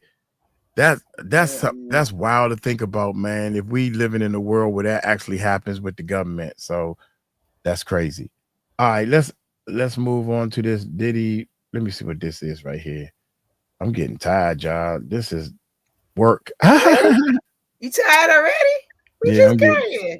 Yeah, I might go up there. And that's why I'll be getting the wine. The wine stretches out for one more hour. Oh, is that what the wine? That's the wine does. The wine keeps you going. Oh, just for one more hour. Yeah. Yeah, that's the secret. Well, that's now my I lie. can see the chat, so we good. I can see the chat now. That's my lie, and I'm sticking to it. All right. So what is Check this out. We might want to put an intro on this because oh, Aaron Carter. Who is Aaron Carter? He's Nick Carter's brother. He was a singer. He died. He passed away. He's one of the people that came out and said that they tried to get him to accuse Michael Jackson of something, and Michael Jackson did not do anything to him, but I think allegedly his mother had tried to, Oh, okay. You said he died? Yeah, he passed away. Yeah. So wait a minute. So let me get this straight. So Michael Jackson was accused of touching a little boy, which was him. And they tried to get him on that bandwagon, but allegedly his parents were trying to push him, and I guess the FBI, whatever, people came to him to try to ask him. He was like, no, he didn't do it. He was another whistleblower too, but right. But how did he die? I believe they claim it was a drugs, but I don't, it's one of those cases that it could go into the pile with the, so the pneumonia pile could, when I say pneumonia, not necessarily pneumonia, that just means we don't know. It could be suspicious. That's what I mean when I say pneumonia, but he could be in the pneumonia pile. I'll put it that way. So, but I think they said it was drugs or something, or overdose maybe. But his brother's Nick Carter, which was he a Backstreet Boy or NSYNC or New Kids on the Block? His brother was in one of them boy bands, I think. So, and Aaron Carter was the younger brother. All right. Well, we're going to do a reaction to this video right here. Hey y'all, this is coming from my live channel and all that good stuff with Stephanie. I'm just saying, that's her handle name, y'all. I'm just saying. And we're gonna ignore Jamie because Jamie was late, y'all. She was late. Now I'm just playing. Love y'all, love all y'all. This is coming from our live channel. So without any further ado, y'all hit that subscribe button, hit that bell. That's for all the haters that don't like the echo. Yeah, so I had to bend back to hit the button for the echo. And let's check this bad boy out. Sheriff's Motel Universal. Over here. There's 4 FBI agents waiting for me. Backstreet. And my mom's there, and she's like, tell them what happened. I went through some pretty traumatizing events. Aaron Carter's mom has made a pretty remarkable decision. She has decided she wants the world to see the death scene, where the bathroom where Aaron was found dead. And the reason for this is she is calling out the police and feels like they did not do a proper investigation here, because she is certainly insinuating that there may have been foul play involved in Aaron Carter's death. Sean Diddy Combs is currently incarcerated, facing a substantial prison sentence for a series of grave offenses. While the details of his crimes remain a complex and sensitive matter, the severity of his situation is undeniable. He is a man facing a significant portion of his life behind bars, grappling with the consequences of his past actions. Inside those walls, one can only imagine the weight of his legal predicament pressing down on him, the constant calculations of potential appeals, the stark reality of his confinement. But into this already precarious situation, a new and potentially devastating element has been introduced. There's 4 FBI agents waiting for me. And my mom's there, and she's like, tell them what happened. Curtis 50 Cent Jackson, a long-standing and formidable adversary of Combs, has presented previously unseen footage of the late Aaron Carter in a court of law. The exact nature of this footage and its connection to Combs' case remains shrouded in speculation, but the implications are clearly causing significant distress within Combs' camp. Sources suggest that Combs is in a state of extreme anxiety, fearing that this new evidence could lead to a substantial increase in his already lengthy sentence. The prospect of additional years, perhaps even decades, added to his time behind bars is a terrifying prospect, and the uncertainty surrounding the content of the footage only amplifies his fear. Do you regret ever getting involved in... I didn't have a choice. It got bad when I was about 15 years old, because when I did MTV Cribs, the day that I had to go show off that house. This new development adds another layer of complexity to an already intricate legal battle, raising serious questions about the potential impact on Combs' future. The introduction of this footage has the potential to reshape the entire landscape of the case, and the legal teams on both sides are undoubtedly scrambling to assess the damage and strategize their next moves. This is a high-stakes legal drama unfolding in real time, and the consequences for Sean Combs could be profound. Let's delve into the known facts and explore the potential ramifications of this explosive new evidence. Here's the thing that's really got people talking. This whole situation has suddenly shown a spotlight on the connection between Diddy and Aaron Carter. And let me tell you, people are freaking out. Before this, nobody really put the two together. They weren't exactly known to be buddies, so the idea that their lives and legal troubles might be somehow linked, it's mind-blowing. The internet is basically exploding right now. Everyone's turned into amateur detectives, digging through old interviews, social media posts, anything to find a connection, some clue that explains how these two guys are suddenly part of the same story. And the theories? One person wrote on X, rumors are circulating that Aaron Carter was killed right before he was about to expose what happened at P. Diddy trafficking parties, where he was childhood victim of drug abuse.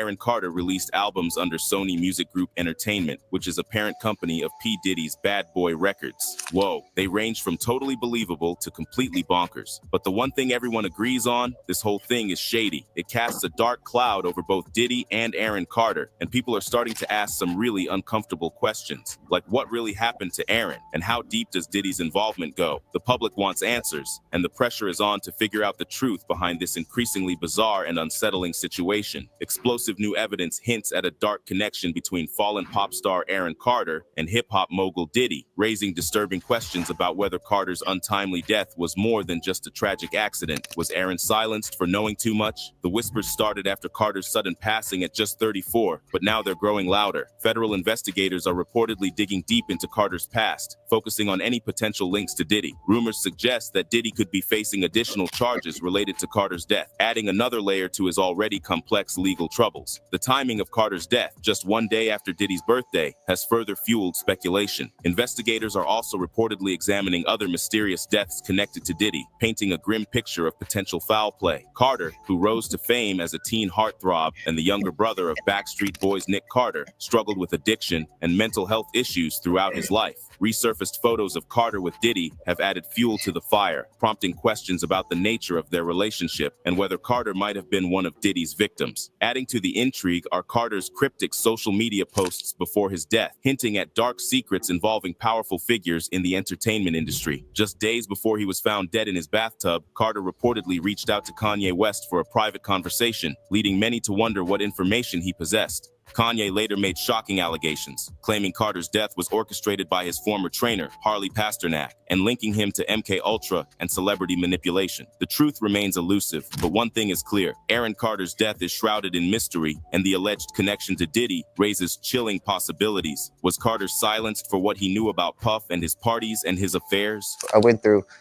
some pretty traumatizing events, and I'm just excited. Kanye West's accusations against 𝗟𝗡𝗡𝗞, claiming he was threatened with institutionalization, add yet another layer of intrigue to this already convoluted narrative. West's outburst, referencing Aaron Carter and a blocked Backstreet Boys sample, seems to hint at a deeper, more sinister power struggle at play. But how does Diddy fit into all of this? The connections, while still largely speculative, are becoming increasingly disturbing. West has alleged that Diddy himself threatened him on behalf of unnamed powerful individuals, with Pasternak allegedly among them. Even more chilling are the rumors that federal investigators are examining claims that Diddy has used poison as a means of silencing his enemies. The names of Aaron Carter, Kim Porter, and even Jamie Foxx, who narrowly survived a recent health scare, have all surfaced in connection with this investigation. The most unsettling theory suggests that Aaron Carter possessed compromising information about Diddy and was preparing to expose a clandestine Hollywood ring preying on young stars. Was Carter on the verge of unveiling a scandal that could have destroyed Diddy's carefully constructed image? The circumstances surrounding Carter's death become even more suspicious in this light. Despite his well-documented struggles with addiction and mental health, the sudden and unexpected nature of his passing continues to raise questions. Was his death a tragic consequence of his personal battles, or was it something far more sinister? The search for answers continues, and the web of conspiracy surrounding Diddy and Aaron Carter only grows more tangled. Aaron Carter's death initially seemed like another tragic Hollywood story, a young star succumbing to his personal demons. The initial assumption was relapse, overdose, or even suicide, and police didn't suspect foul play. But over time, unsettling details emerged, casting doubt on the simple narrative. The official cause of death, released 5 months after Carter's body was found in his bathtub, was accidental drowning due to inhaling compressed gas. This seemed to fit with Carter's history of substance abuse, which had been widely publicized. He had also openly battled eating disorders and body shaming, further fueling speculation of a self-destructive spiral. The strained relationship with his family and perceived lack of support added to the theory that he might have taken his own life. However, online communities began questioning the official story. Fans unearthed videos Carter posted in the days before his death, expressing fear for his safety and claiming he felt threatened in his own home. Adding to the mystery, neighbors with medical training reportedly responded to a police scanner call and attempted to help Carter, raising questions about the timeline and the initial police response. The seemingly straightforward narrative of a troubled star's tragic end began to unravel, replaced by a growing suspicion that something far more sinister had occurred. The circumstances surrounding the discovery of Aaron Carter's body raise even more red flags. According to reports, Carter's house sitter inexplicably refused entry to neighbors who had heard the 911 call and rushed over to help, one of whom was a registered nurse equipped with a defibrillator. The house sitter reportedly locked the door and ran away from it, then attempted to prevent police from entering the house just minutes later. This bizarre behavior immediately sparked suspicion, while a spokesperson for Carter confirmed his death and emphasized his efforts towards recovery and reconciliation with his family. The scene at Carter's house painted a chaotic picture. Neighbors and news crews gathered, and Carter's then fiancée, Melanie Martin, was reportedly distraught at the scene. The neighbor who attempted to help,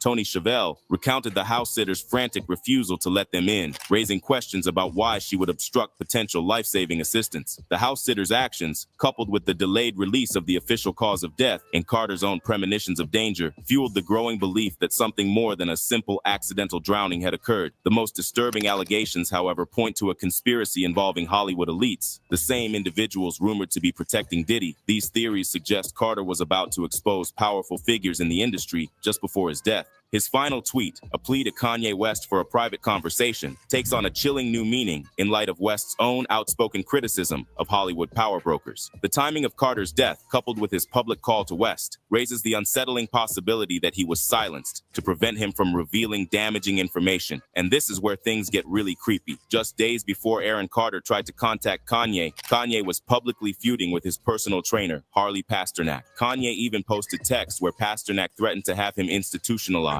like straight up locked up in a mental institution and drugged into oblivion. Pasternak even threw in a chilling line about how Kanye's play dates with the kids won't be the same. Seriously disturbing stuff. And if you're thinking, how could a trainer have that kind of power? Well, it turns out Pasternak has a shady past working for the Canadian Department of National Defense in a facility that researched, get this, psychological operations. So yeah, not your average gym rat, but Pasternak wasn't the only one putting pressure on Kanye. Apparently Diddy was blowing up Kanye's Kanye's phone, demanding to meet in person right around the same time. Kanye, being no fool, saw right through it and basically told Diddy he wasn't intimidated and that he'd use him as an example to show nobody could control him. He even called it a war, heavy stuff. And just when you think this whole saga couldn't get any crazier, recent reports hint that Diddy might have harmed Aaron Carter back when Aaron was a young pop star. I know, right? Now Aaron's parents were those classic stage parents, pushing him into the music biz super young and basically leaving him with managers and handlers. Rumor has it, Diddy saw an opportunity and pulled Aaron into his world of crazy parties, which, sadly, probably played a big part in Aaron's later struggles with addiction. Now, with the feds supposedly looking into all these mysterious deaths connected to Diddy, there's a glimmer of hope that we might finally learn the truth about what happened to Aaron. And the heartbreaking thing is, Aaron might not have been the only one. There are whispers that he was just one of many young boys caught up in this mess. It makes you wonder how many other untold stories are out there. This whole situation also brings up Justin Bieber. He just had his first kid, which should be a joyous occasion, but there are reports that he's still battling some serious mental health issues, possibly stemming from trauma he experienced early in his career. The rumors about him being a victim of Diddy and others in the industry are swirling again, especially with Diddy facing that new lawsuit about an assault at one of his parties. People close to Justin are worried, saying his behavior hasn't improved despite the happy news about his baby. It's all just so heavy and makes you wonder how much darkness lurks beneath the surface of the music industry.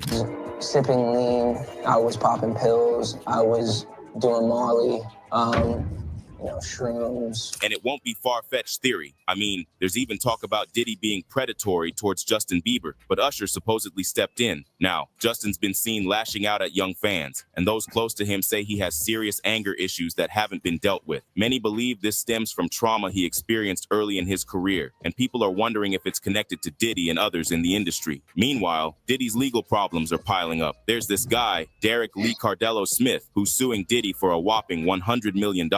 Smith claims Diddy spiked his drink at a party back in 1997 and then assaulted him while he was unconscious. Diddy's lawyers tried to offer Smith a $2.3 million settlement in jail, which some see as a kind of indirect admission of guilt. And to make things even messier, after Smith filed the lawsuit, Diddy tried to sell his LA mansion, but Smith got a judge to block the sale, arguing Diddy was trying to hide his assets. It's all starting to connect, like pieces of a really disturbing puzzle. All these seemingly separate incidents, Kanye's accusations, Aaron's death, Justin's struggles, and now this lawsuit, they're all pointing towards a pattern of disturbing behavior. It's like someone said, every part, as crazy as it seems, as outrageous as it seems, it all ties in, every bit of it, every facet. And that's the truly unsettling part. 𝗟𝗓𝗡𝗟𝗢𝗓 Smith's lawsuit against Diddy has not only brought his own disturbing allegations to light, but has also reignited a wave of speculation and concern surrounding Diddy's relationships with young male artists, particularly Usher and Justin Bieber. People are re-examining Justin Bieber's trajectory, from his meteoric rise to fame as a beloved teen heartthrob to his more recent struggles with mental health and public image. The question on many minds is whether his current difficulties are connected to potentially traumatic experiences early in his career, specifically involving figures like Diddy. His once bright passion for music seems to have dimmed considerably, and his ongoing personal battles have become a source of worry for fans and industry insiders alike. One particularly unsettling story that's gaining renewed traction involves a now infamous video of Diddy and 15-year-old Justin Bieber spending 48 hours together. While the video itself raises eyebrows, the rumors surrounding it have spiraled into far more serious allegations. Some claim Diddy exploited a young and impressionable Bieber, potentially even involving him in a network of abuse within the industry. The idea of a powerful figure like Diddy taking advantage of aspiring young artists is deeply disturbing, and the whispers of a larger ring of individuals protecting each other and covering up such behavior only amplifies the sense of unease. He's with me, so and we gonna go full crazy. We're going crazy. Crazy. Usher's name is also being increasingly linked to this troubling narrative. Having lived with Diddy himself as a young artist, Usher is now suspected of having been the one to introduce a teenage Bieber to Diddy. This connection adds another layer of complexity to the story and raises further questions about the potential extent of the alleged abuse. Adding fuel to the fire are some questionable remarks made by L.A. Reid, a prominent figure in the music industry who played a significant role in the careers of both Usher and Bieber. Reid's description of Bieber as a gift from Usher and his odd comparisons of Bieber to a beautiful woman in his memoir have struck many as deeply inappropriate and have further fueled speculation information about the nature of the relationships between these individuals. The cumulative effect of these resurfacing stories and allegations paints a deeply unsettling picture of potential exploitation and abuse within the music industry, leaving many to wonder just how deep the rabbit hole goes. The troubling narrative surrounding Justin Bieber's early career continues to gain traction, with fans pointing to potential clues hidden in plain sight. His 2020 music video for Yummy, for example, has been interpreted by some as a veiled expose of the dark side of the industry. The unsettling imagery of a lavish dinner party attended by older, affluent individuals, coupled with the jarring transformation of a cake into a photograph of a young Bieber, has fueled speculation that the video is a symbolic representation of his experiences with exploitation. This interpretation is further bolstered by existing footage of Bieber partying with Diddy and other industry figures, leading many to believe that Bieber was subtly hinting at a much darker reality behind his public persona. Additional videos showing Bieber in states of apparent intoxication or in compromising situations at parties with individuals like Trey Songz and Odell Beckham Jr. have only intensified these concerns. The rumors of Diddy's alleged role in Bieber's struggles with substance abuse are particularly alarming. These allegations paint a grim picture of a young Bieber turning to drugs and alcohol as a means of coping with the emotional trauma and confusion resulting from alleged exploitation and manipulation within the industry.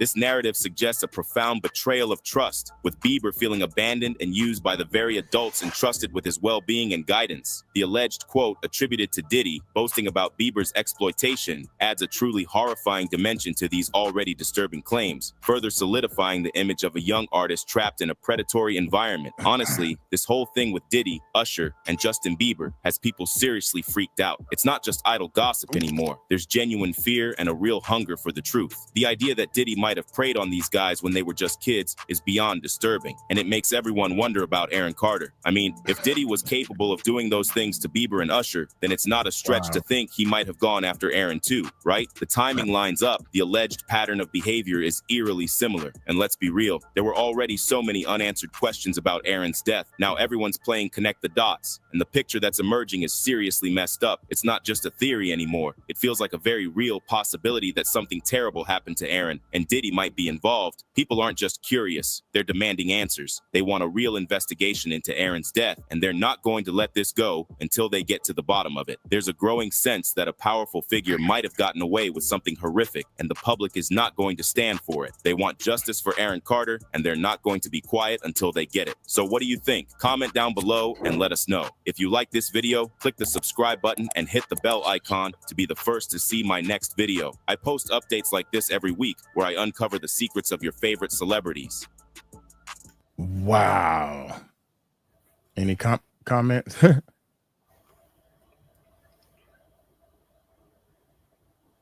Stephanie showing off with her new computer. Any comments or no?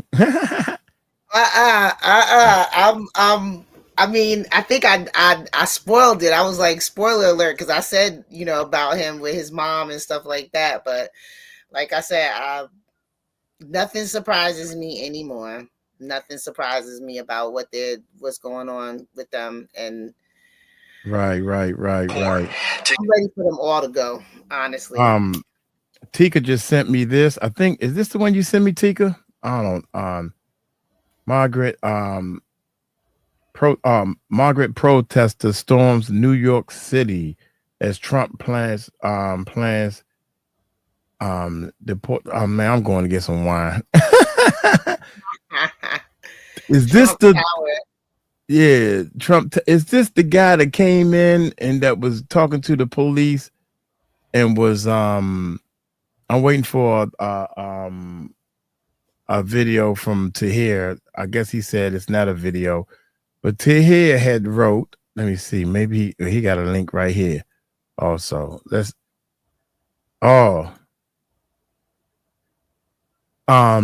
judge finally responds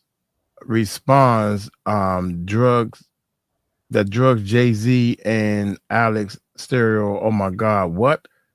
Man, let's do we gotta do them in order, 16 minutes, that way I can go upstairs.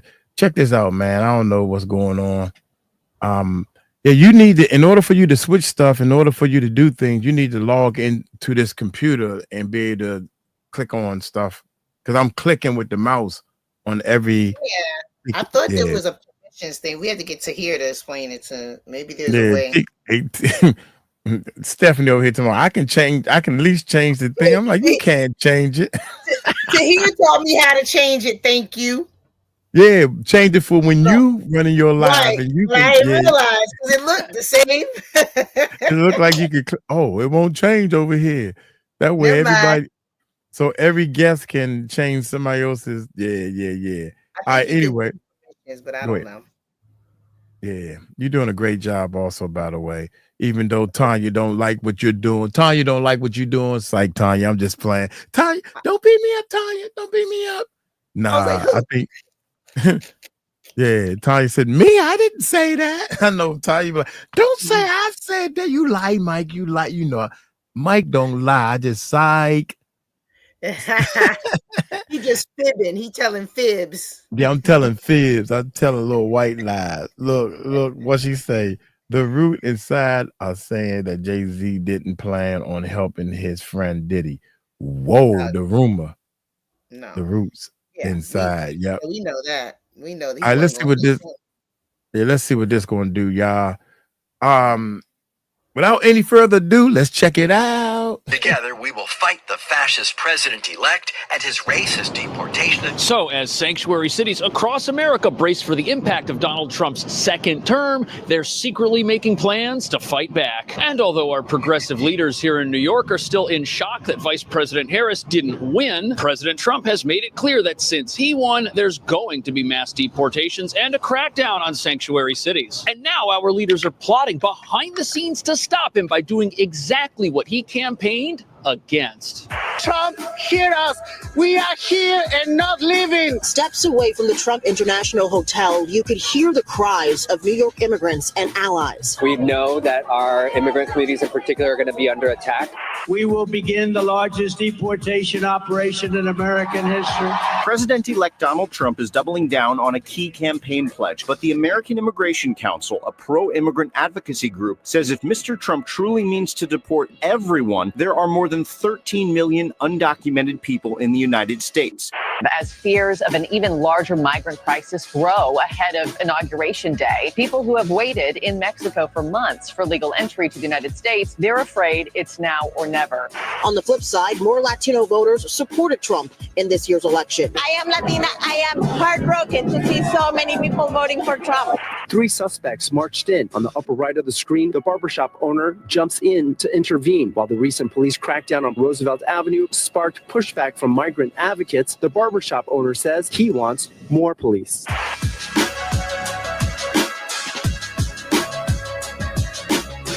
So Mayor Adams says he'll work with Trump. However, behind closed doors, plans are being made that are beyond his control. But what nobody's talking about is that when President Biden announced his recent border security initiatives, nobody here cared. But now that President Trump wants to go a few steps further, the same individuals that could have been upset about the last initiative are all up in arms about this one, proving that New York City's sanctuary status and continued asylum crisis aren't just powered by progressive thinking, they're also powered by hatred for President Trump, who wants to bring those things to an end. An ending everyone hoped would eventually happen after Vice President Harris won the election and, in their minds, saved America. And in the months leading up to the election, our leaders were high-fiving each other because recent asylum seeker arrivals had dropped to around 2,800 people per month as a result of President Biden's executive border actions. And yes, 2,800 people a month is still a lot, but it's much lower than the 16,000 a month who were coming here earlier this year thanks to the help of Texas. And this reduction in new arrivals led to the first reductions in asylees the city's caring for, 60,000 of whom still live in shelters, a number that could drop even lower if Donald Trump's deportations end up removing dangerous criminals and gang members from these locations where our officials know they're residing. And that brings us to the real reason why New York City is gearing up to fight President Trump's new immigration plans with everything it's got. This isn't just a sanctuary city. It's also a sanctuary city with soft on crime laws that typically releases dangerous criminals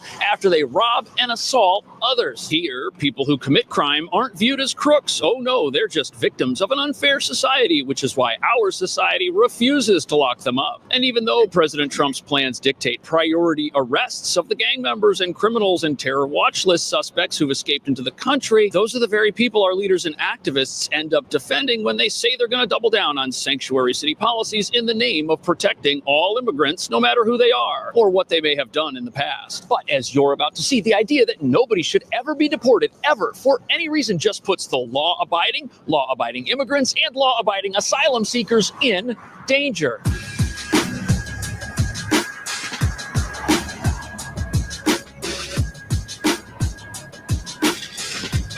So New York is America's largest sanctuary city, but it didn't get that way by accident. Years of elections have packed our city council and many elected positions throughout not just the city, but also the state, with enough left-leaning politicians to capsize just about anything. And this has led to laws that stop the NYPD from protecting immigrant communities from violence, because there's this idea floating around that police and immigrants are somehow toxic to each other. And even though Trump did better than many Republicans ever thought possible in New York, there are still quite a few people here who didn't vote for him, wish that he had lost, and aren't exactly being quiet about it. Steps away from the Trump International Hotel, you could hear the cries of New York immigrants and allies. We know that our immigrant communities in particular are going to be under attack, and we want just a message loud and clear that immigrants will be protected. Protected from So you've got to realize that the idea behind this rally, that these deportations may somehow be bad for immigrants no matter who they are or what their status in this country actually is, that's still how a majority of New Yorkers think. But this rally is based on a premise that stuff's going to happen, which can't. And the first point brought up is that immigrant communities are somehow under attack because Donald Trump won. But what immigrant communities are they talking about? Because in the last election, immigrant communities here voted redder than they ever have in recent memory. And how can it be possible that the anti-immigrant candidate, if that's what Donald Trump really was, did better with immigrants than any Republican has in a long time? People vote in their best interest, after all, and certainly immigrant communities wouldn't elect someone who they thought was going to remove them in mass from the country on his first day in office. That just doesn't make any sense. Also, it's worth mentioning that asylum seekers, they've now got the legal right to reside in this country as their asylum case plays out. So it can't possibly be them who Trump is after and is going to round up when they've got permission to be here. And Donald Trump's new border czar has given many interviews telling us exactly who he's going to prioritize. And they are specifically going to be looking for people who are criminals, people who are gang members, and folks who are on terror watch lists. Not families, not green card holders, not asylum seekers. Most of the people in New York don't have anything to worry about. On top of that, since this is a sanctuary city, the NYPD will not be involved at all in these deportation plans whatsoever. And as far as federal immigration agents, there are only 6,000 right now who are equipped to act as deportation. So the resources for a 1 million-man deportation army, those don't exist here in New York. And that makes one wonder. The immigrant communities the protesters say that Trump is coming for, are those communities of criminals? They very well might be, but you've got to remember that in New York, we don't see criminals as criminals. We see them as victims, and these are people who need to be defended and given second chances, which is why so many criminals that wind up in the back of police cars wind up walking free a few hours later. And you've got to remember, we've just been through a really tough election cycle, and many people can't drop the rhetoric and see each other as human beings. And you've still got people in New York and in this country who believe every single negative thing the television ever said about the president-elect. But what none of the protesters and activists who are trying to resist Donald Trump will tell you is that right now there are actual immigrant communities in this city who are under attack, and it's not from Donald Trump. 3 suspects marched in.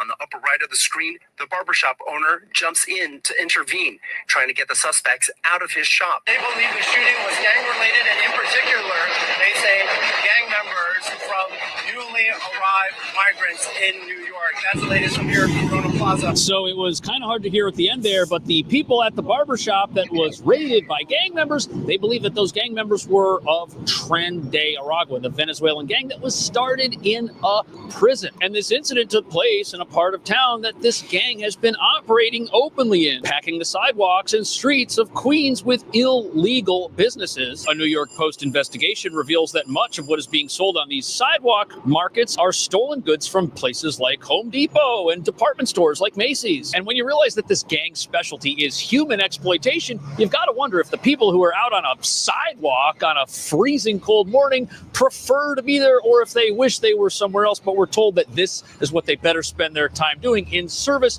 to a criminal organization. This whole thing looks even more suspect when you realize that the people who are selling things are being handed suitcases full of items to offload by men who are unloading a van. And to most people, gangs taking over barbershops, gangs stealing things from local businesses and forcing people to resell those things, that's what a real attack on an immigrant community looks like. It's happening right before our eyes in this very same city, but there aren't the same type of protests against it for some reason. Trump, hear us.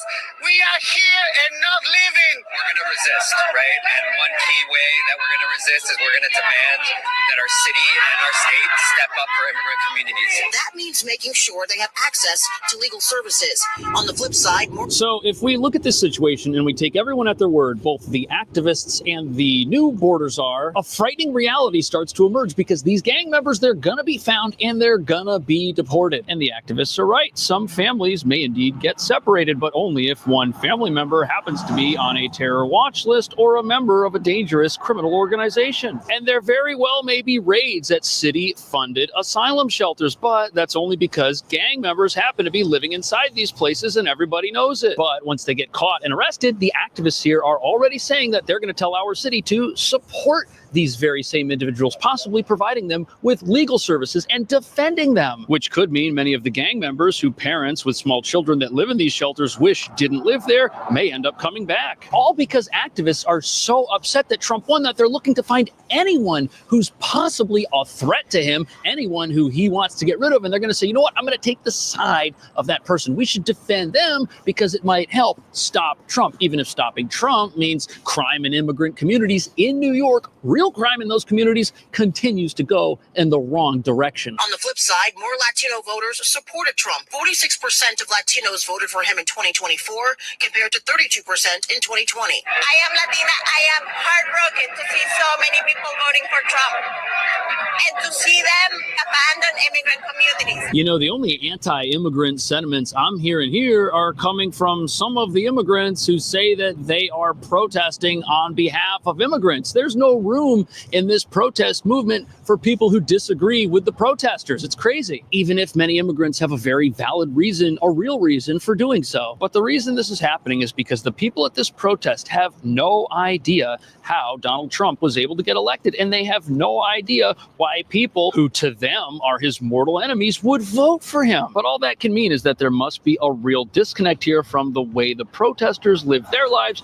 and from what immigrants in middle-class communities in New York have to put up with on a regular basis in terms of crime and in terms of danger. And if you're experiencing gang-related crime in your neighborhood, who's going to solve that for you? A bunch of protesters with signs that say they hate Trump, or the guy who says that he wants to deport criminals and people that are on watch lists? And why is it that these protesters don't seem to care at all about real gang violence that affects real immigrant communities and is doing it as we speak? Well, in order to answer that question, we're going to have to look at what activists have promised is going to start happening right here in New York after Trump's second term begins.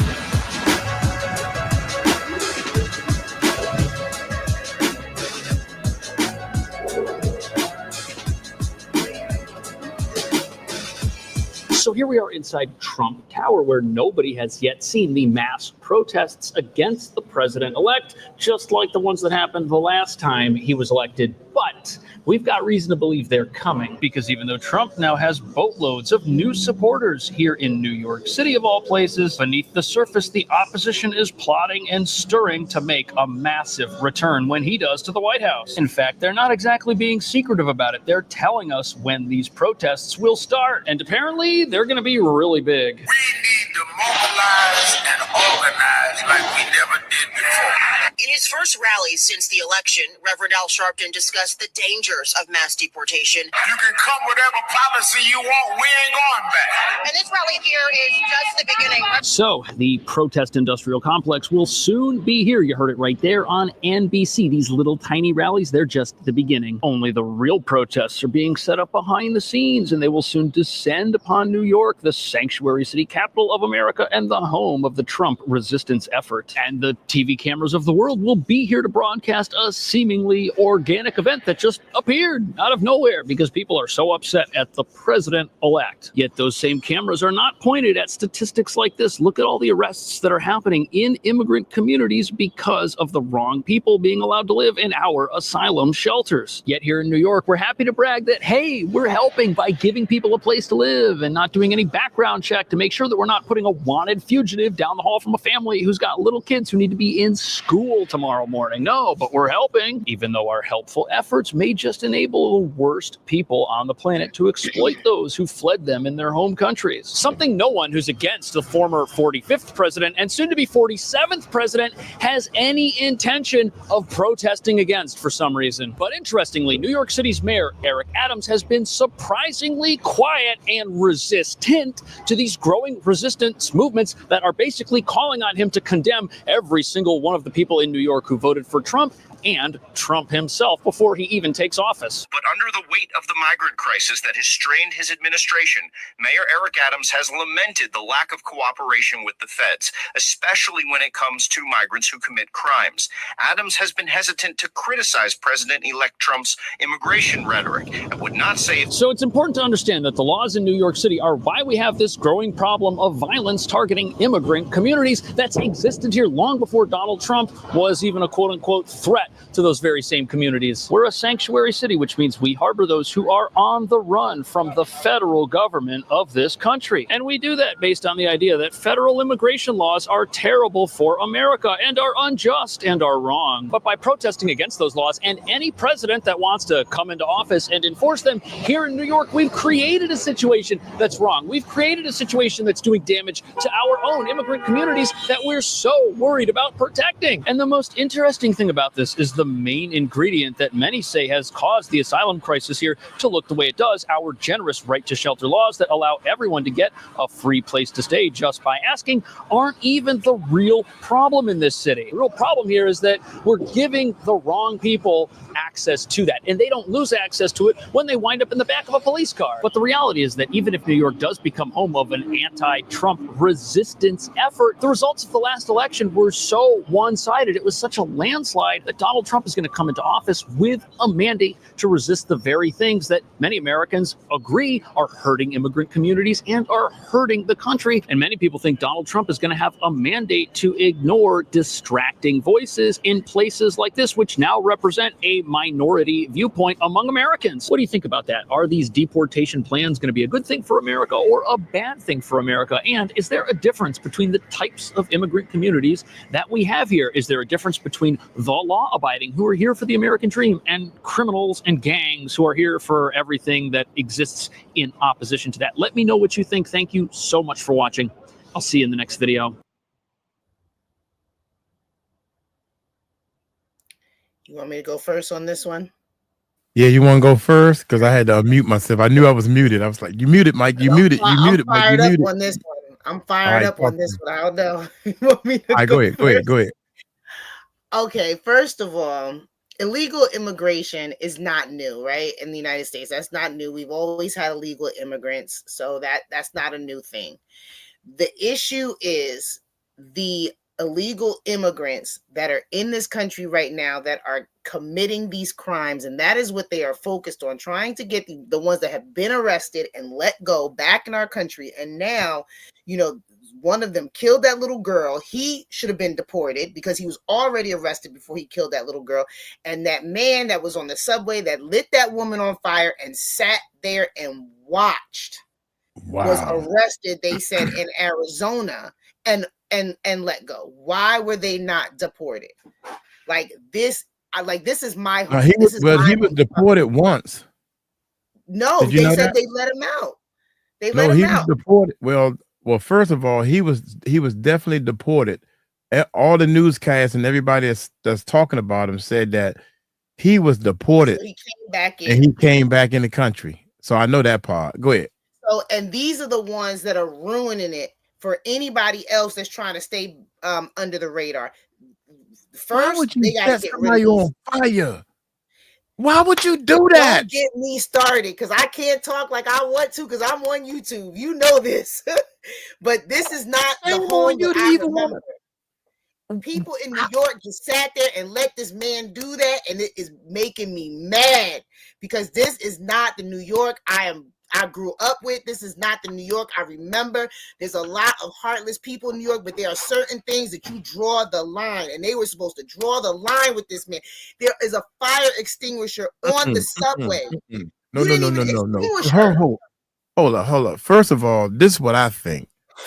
I think, everybody talk about the fish that got away. I think it was nobody that knew what that man was doing. I think this lady, and I could be wrong, I could see if you was on a crowded subway, and if that lady was asleep, she's a homeless person, and if somebody was fondling with her, I don't know, put some liquid on her, take a match or the lighter and try to light her. If there's a lot of people around, somebody would have said something. That's what I think. Is, they could have put her out. Every car has a fire extinguisher. So somebody could have done something to put the fire out on her. I think this will happen. I think he and that little girl and maybe one or two other people was the only person on that car. How in the world you going on? Not on the F train coming from Coney Island. Not from Brooklyn. Don't know. I'm just saying it was very few people on the. No. How in the heck? Why would you even freaking think about setting somebody on fire? No, they sat there and recorded. They sat there and recorded. Everybody keeps saying that, but I ain't never seen no recording footage. I don't see nobody sitting there recording him doing it.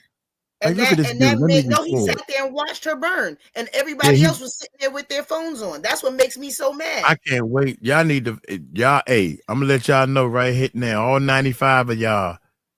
Please, if y'all email me or whatever the case may be, if y'all got other footage other than the guy sitting there and you see the police officer walk past, and oh my God, I would love to see. I would love to, I don't think nobody would sit there and watch this dude or film this dude set somebody else on fire. No, that's why it makes me so mad that they sat there and nobody tried to put the fire out on her. Nobody grabbed the fire extinguisher, nothing. They just sat there and watched. If I was there, it would have been 2 burnt people, y'all. I'm sorry.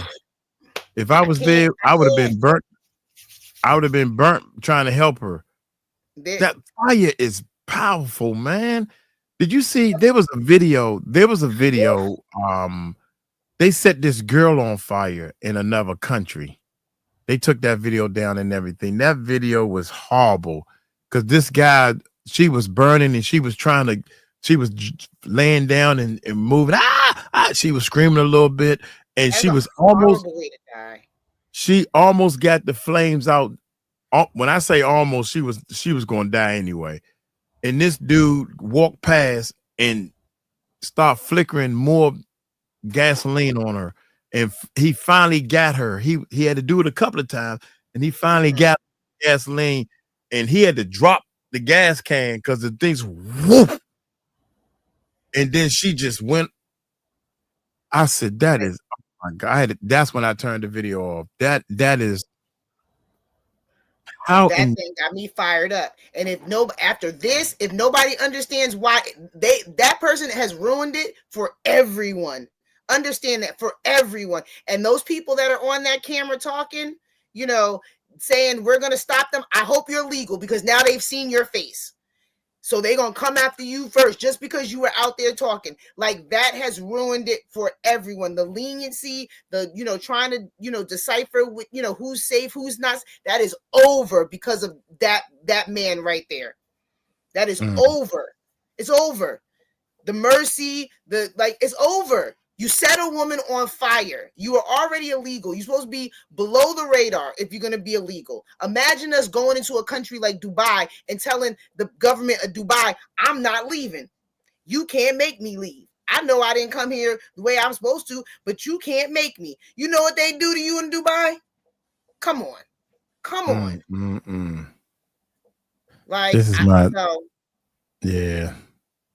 This is my I'm beautiful, saying they pretty need to little get sister. these criminals out of here. And the other illegals that are, you know, trying to take care of their family, whatever, they'll have to figure that out, you know, go to court, do something or whatever, go through the channels. But these criminals that are sitting up here killing people, just out here being heinous and diabolical, you have got to go. You have got to go. You have got to go. Like, And the fact that these people sat here and they watched it, I am disappointed in New York. New York City, wake up. Wake up. Nah, United States, wake up. Wake up. If you, first of all, here's the thing. Here's where I lay it. Donald Trump is in the office. You should obey the rules of the land. Donald is really pointing toward this problem we having, and setting this guy on fire. It's almost like a played out play. It's like 100% proof. It's almost like, imagine Donald Trump probably paid this little boy to go set somebody on fire and do something crazy, so I can say, I told y'all we need to get all these. Yeah, you right. We need to get them out because they doing this. Setting somebody on fire is like, in a world where there's no cars, there's no rules, this is like every man for they self type of vigilante type movie. Does that make sense? Right. It's like, if you're in the jungle and you need to get away, I got my family with me, man, and you keep messing with me, I'm gonna set you on fire. That way I ain't got to worry about you no more. Me and my family can live happily ever after. You don't do stuff like this in a city. No. That was heinous. That was heinous. And the F train, it comes all the way from Coney Island. Coney Island is way out in Brooklyn. Way out. That train go far. Like Facts over lies say he was drunk and didn't care. This is, you don't set people on fire. No, there's a lot of people that come on the subway that are drunk, that are on drugs, that are homeless, that, you know, all types of stuff. The subway is not a clean, pristine place. When you get on the subway, you know you got to watch your back, you got to look over your shoulder. There's a lot of stuff going on. Keep your head on a swivel. But this is no, right? No, it's not Shout okay. out to Too Strong is in the house. No. Yeah. That was beyond. That was beyond drunk. That was beyond drunk. That was, you had a diabolical plan to kill somebody and to watch them burn, and everybody else sat there like fools instead of grabbing the fire extinguisher from the car and extinguishing. Did you see somebody sitting there while he's actually lighting her on fire? Did you see that? I didn't see it. That's what they said. They said that I don't go by that's what they said.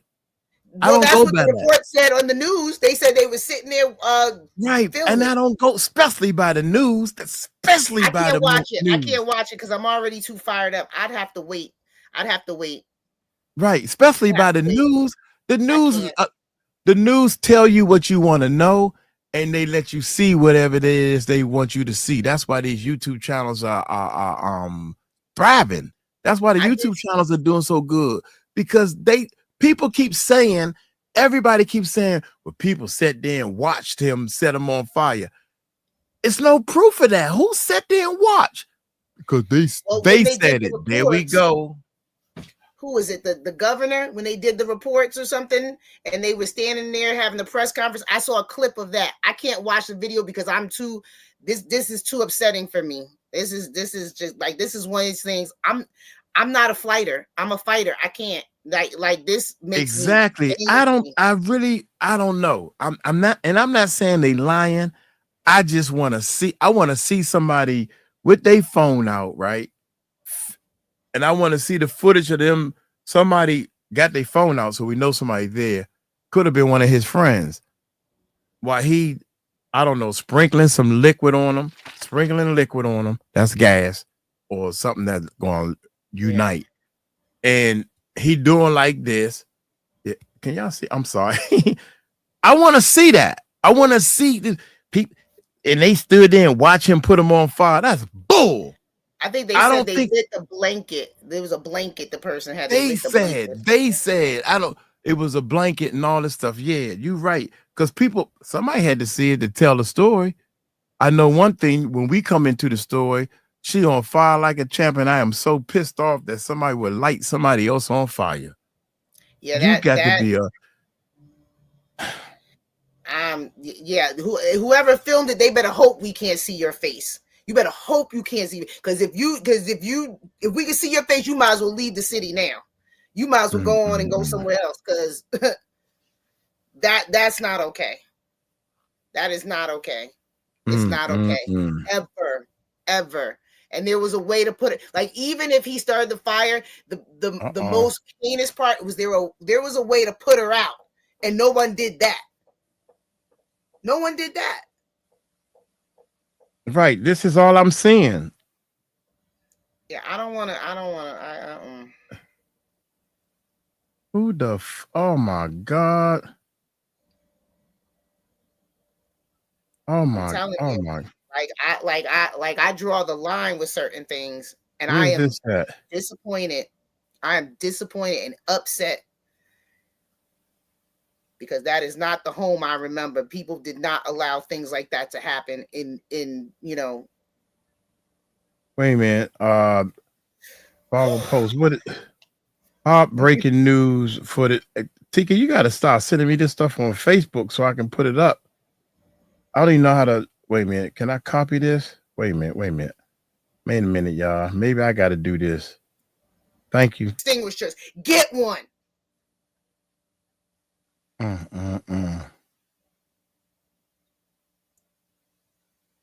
just make me mad. She said I can't do both at one video. Oh my God, yeah. I could not. They don't understand. It's funny because at that point, you got somebody videoing.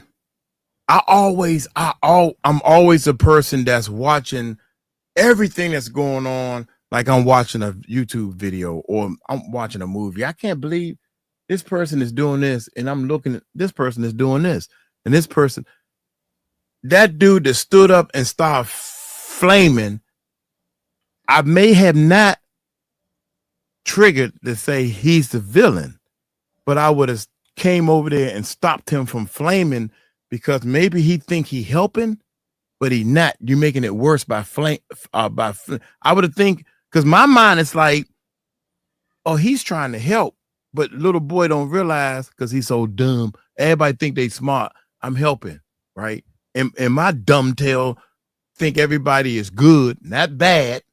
So my dumb tail thinking this little boy is trying to help, but he don't realize that he making it worse. So I would go over there and at least grab the towel and be like, yo, man, you need to start trying to put the thing out with her. I didn't know the person done stood up. What happened is stop, drop, and roll. Everybody's supposed to know that part. Nobody had a bottle of water. I would have been okay with somebody at least trying to throw a bottle of water on her.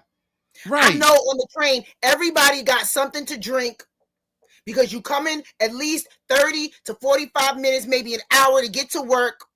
You got book bags with stuff in it. Nobody had no water. Even if you didn't think about the fire extinguisher, you ain't had no water. You ain't have no liquids.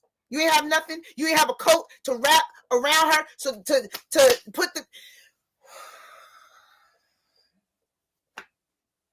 I'm just gonna be quiet now. Yeah, I don't care. You can take this down if you want. Strike the daggone channel if you want. I don't give a damn. This is on our live channel. We have 102 people watching as we speak. Y'all can rewind a little bit right now before they take it down. I don't want your channel to be. I don't want him getting arrested. I don't give a. I don't want him in jail and us paying for him to live in the jail for the rest of his life on taxpayers' dollars. Y'all don't know how daggone crazy micro. There has been times when I right in front of the police officer, I'm cussing somebody out, and the police officer saying, "I'm still here." Yeah, I know you here, because you're gonna have to I don't want nobody to have to waste their little bit of minutes to call the police when I kill this boy. The police is already here, so that part is taken care of. I don't mind losing for something I believe in. Everybody is so scared. This man up here got me. You know, you've ever heard of the third rail? No. Yeah. On the subway. Yeah. The third rail is supposed to be able to electrocute you. Yeah. That's all I'm gonna say. I'm gonna leave it for interpretation. You know what I want to say? This we what I all want wouldn't to have been walking out of there together. I could just say but that. Do you know which rail is the third rail? Because I never knew which one it is. Because I might mess around and throw somebody on the third rail. It's the wrong rail. I got to get down there and throw them on the other one. How about we just, wait until the next F train comes down, and then you'll be F'd right in front of that train. But I had a buddy of mine. We used to go and stuff like this happened, man. We'd go up there. New York is like a 4-hour drive from me. This is and the other thing that irritates my soul about this is New York and California, outside of Hawaii, but New York and California, the most expensive states to live in. You pay all of this money to live here. It's dirty. It stinks. Right. People have attitudes. You got roaches. You got rats. You got to pay all this money to get on the subway, and you're not even safe. Right. And I understand, Lynette. It's hard for a family to see it, but I mean, here's the thing. It's hard for a family to see it, so don't look. But it's hard for us to understand how to stop this. So we need to look. And I am so glad now. I'm glad that y'all are here. Some people want to see it. Some people need to close their eyes. I don't know. But the thing about it is, I was picturing the way I pictured that somebody filming him lighting, and then all of a sudden, once he lit it, she's still laying down, and he started fanning it after he lit it, because it ain't take all the way, just lit the end of the blanket that's laying there. You light the end of the blanket, and you got to fan it to get it to come up to the body area. That's what I was picturing in my head. I didn't have a clue that the person was standing up. She's in shock. And we can talk all this stop, drop, and roll all you want, but if you burning, you god dang. Put a 1 in the chat if you heard me tell Mike what happened. Yeah, he said they said. Shoot, let me put my 1 in the chat. I heard it. I stand corrected. That's my 1. I'm the first one. You heard me tell Mike exactly what happened, and he didn't believe me. No, I didn't. I asked you a question. I asked you, did you see this video? I had credible intel. I told you, I had credible intel. You know what? Oh yeah, I'm putting up Star. You on timeout? Murphy, you on timeout? All y'all on timeout. Hey, Linda, Stephanie. Oh my goodness! Some of y'all, look, you might be cute, but you on timeout anyway. You're right. Y'all right. Y'all are so right. Y'all right. Go ahead, give it to me. Go ahead, give it to me. I don't care. Told him. I tried to tell him. You didn't see it. I had credible intel. I heard the governor talking too. Told you. But I said I need to see proof. Look, Tika came here. Oh, you want to see proof? And we almost didn't see it because Danny was like, "Don't play it, don't play it." We still haven't gotten to his daggone video yet. This is fun. Danny, I love you. I don't know, is Danny a male or a female? I still love you. I don't give a shoot. Cleaning up, no coconuts. I'm cleaning up, y'all. But nah, what I'm saying is, I understand that it's a possibility. No worries. Appreciate you. Tika, love you to death. What I'm saying is, everybody think they know what's right or they know what's good and they want to help. And I thank you for that. I thank everybody for helping. But sometimes you just gotta, oh boy, like my mother. One day I went across the street to whoop this little boy tail. And my mother said, Michael, come back here. You come back here now. You come back. So then she changed. She said, Samuel, I suggest you run. Right. Samuel, you better start running. Because one of us ain't stopping. Right. Samuel ready. I said, poor Samuel. Because I'm like Mike Tyson. If I'm going to come after you, I'm not losing.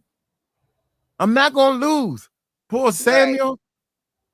Samuel, mother had to call the daggone, they had to take him to the hospital. Because she was wrong. And guess what? And guess why I was going after Samuel?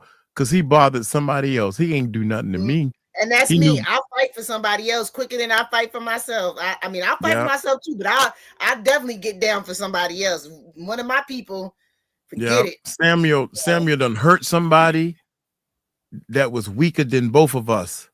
Yeah. And you come, I said, he did what?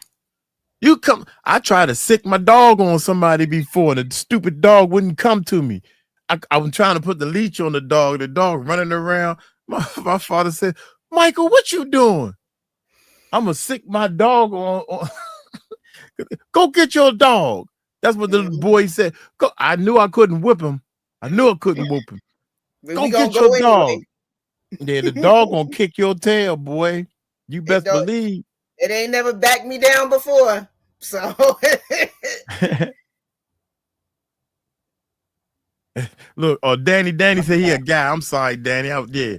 Danny said I'm a guy, and if different to video upload plays what you like, sir. Yeah. I'm just, I'm being crazy and everything.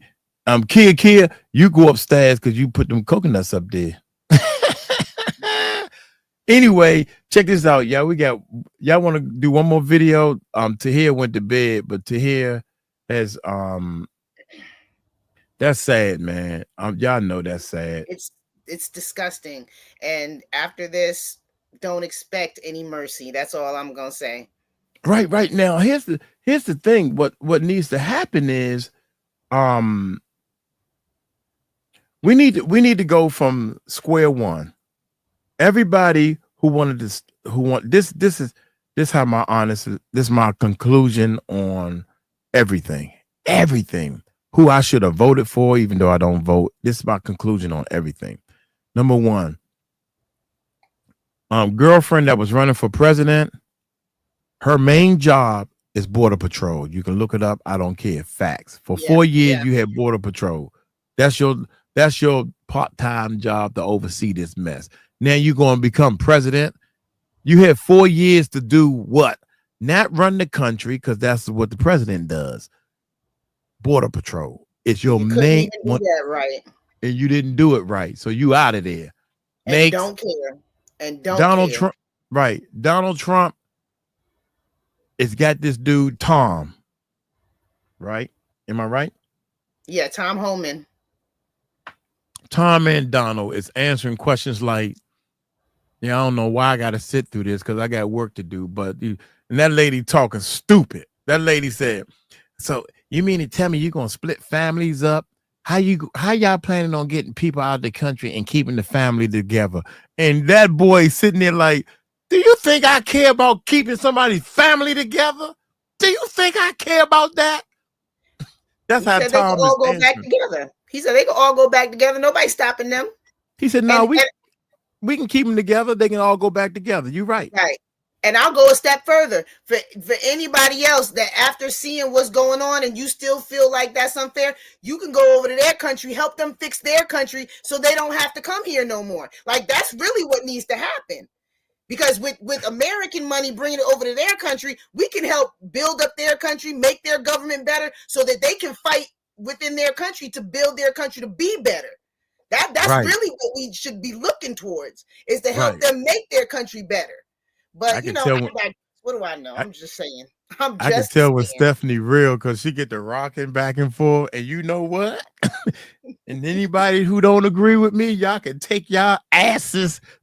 She didn't say that. She said, y'all can take y'all asses over there to their country and help them. That ain't fair. Y'all. But why not? Right, you but right. Why not? Here's the thing. They came in here illegally. So we gotta humanely, we have to do it in a proper sexy way. We got to do it in a sexy way. We got to get them out of our country in a night. Can't separate the daggone families and can't. That is terrible. I'm saying to myself, he looking at her like, girl, is you crazy? They setting mother on fire. They setting mothers on fire. And that's the reason why it's not going to be sexy no more. They taking over planes and crashing them into our buildings. And it's a shame. They done stabbed 2 other people because of this incident. We would have never known. They done did 2 other. It was 2 other stabbings in New York because of this. Not because of this, but this incident says I can show it. I can show it on the clip. I'm looking at these little. I like to watch these 3 little kids do these reactions. It's 3 of them watching the video, right? And they deep, and they got over 1 million subscribers. So I'm sitting here like, yeah, I'm doing research. So back to my story, y'all. I'm sorry. Tunnel vision. Yeah, you right. You right, 𝗘𝗢𝗡𝗞, tunnel vision. Yeah, wait a minute. He was right in what he said when Americans locked up. They didn't think about keeping families together. So why do immigrants get off treatment? Yeah, you right about that. Yeah. Yeah, they don't care about keeping their family together. They sending 1 kid at a time.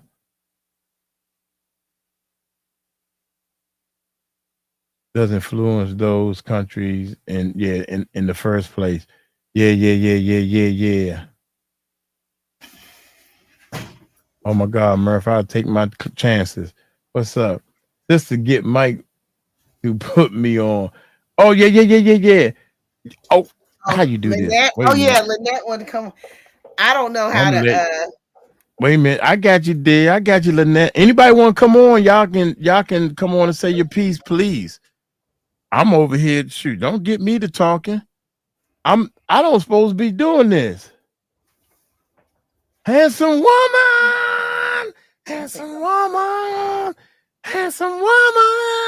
We're gonna make a song with that. Handsome woman. Uh-oh. You frozen, girl. I know. Can you hear me? I hear you though. I hear you. Okay, you can hear me. I can see you, but let me and the frozen with the crazy look too. Like, come on. You good. You are beautiful. You beautiful. See, we are all proud of you. Steve, what Steve say? Who is Steve? Your channel is gonna boom. Who is Steve? Y'all. Stephanie? Yeah, Steve. It makes me cry. Yeah. Oh my God, I couldn't believe they said that. They had video of him waving that thing. All right, that's where I left off at. I'm really frozen. I might have to kick myself out and come back. Yeah, kick out and come back in. Yeah. Lynette, I sent the link, Lynette. I'm sorry, dear. I sent it again, Lynette. I sent the link, Lynette. Poor Lynette. She don't know how to click on the link and come in and get busy. Oh man, Jamie. Hey, Jamie. I see you. Thank you, Jamie. Jamie, you's a sweetheart. You and JRS. You know all the beautiful women, handsome women, all the beautiful women. Y'all help the channel look pretty. Cause us ugly men, we trying, but we don't make the channel look pretty. She gone. I'm by myself, y'all. So Mike, did you see the video about Abe Combs link to Abe involved in a missing kid, and Diddy surprised new baby. Diddy got a surprise new baby? Nah, send me a link. Send me a link. $ email. Hey, just to let y'all know, if you hit $ email, that sends my email up there. If you need my email, Jamie, Linda. God dang, Linda, you so beautiful. Oops, who said that? Who said that? Who said that? Anyway, Murph.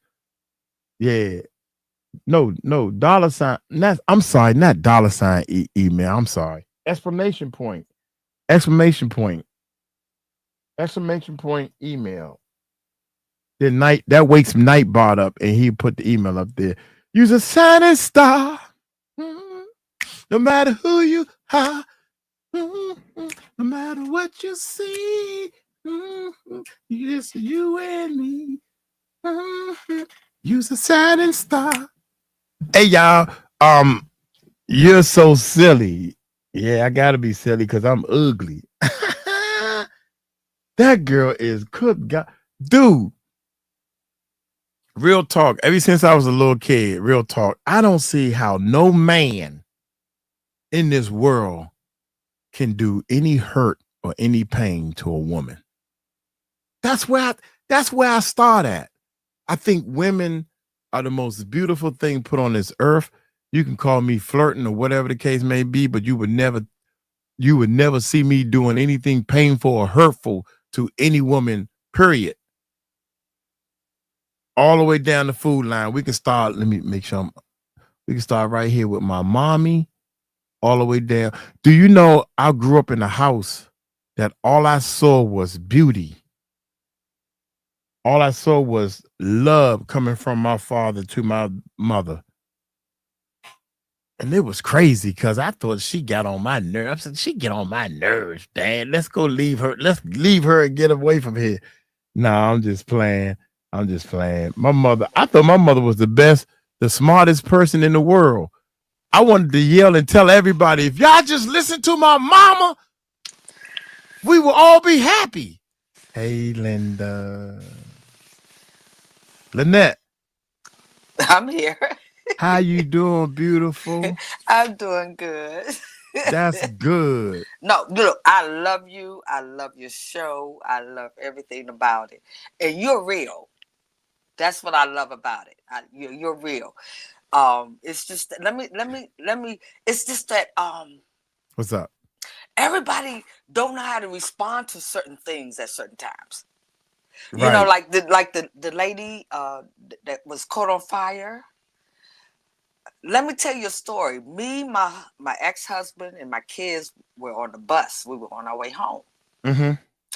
And a lady at that time, during that time, you could smoke a cigarette on the bus, right? Right. I remember them days. I remember them days. And so this young lady lit a cigarette, and she had a jerry curl.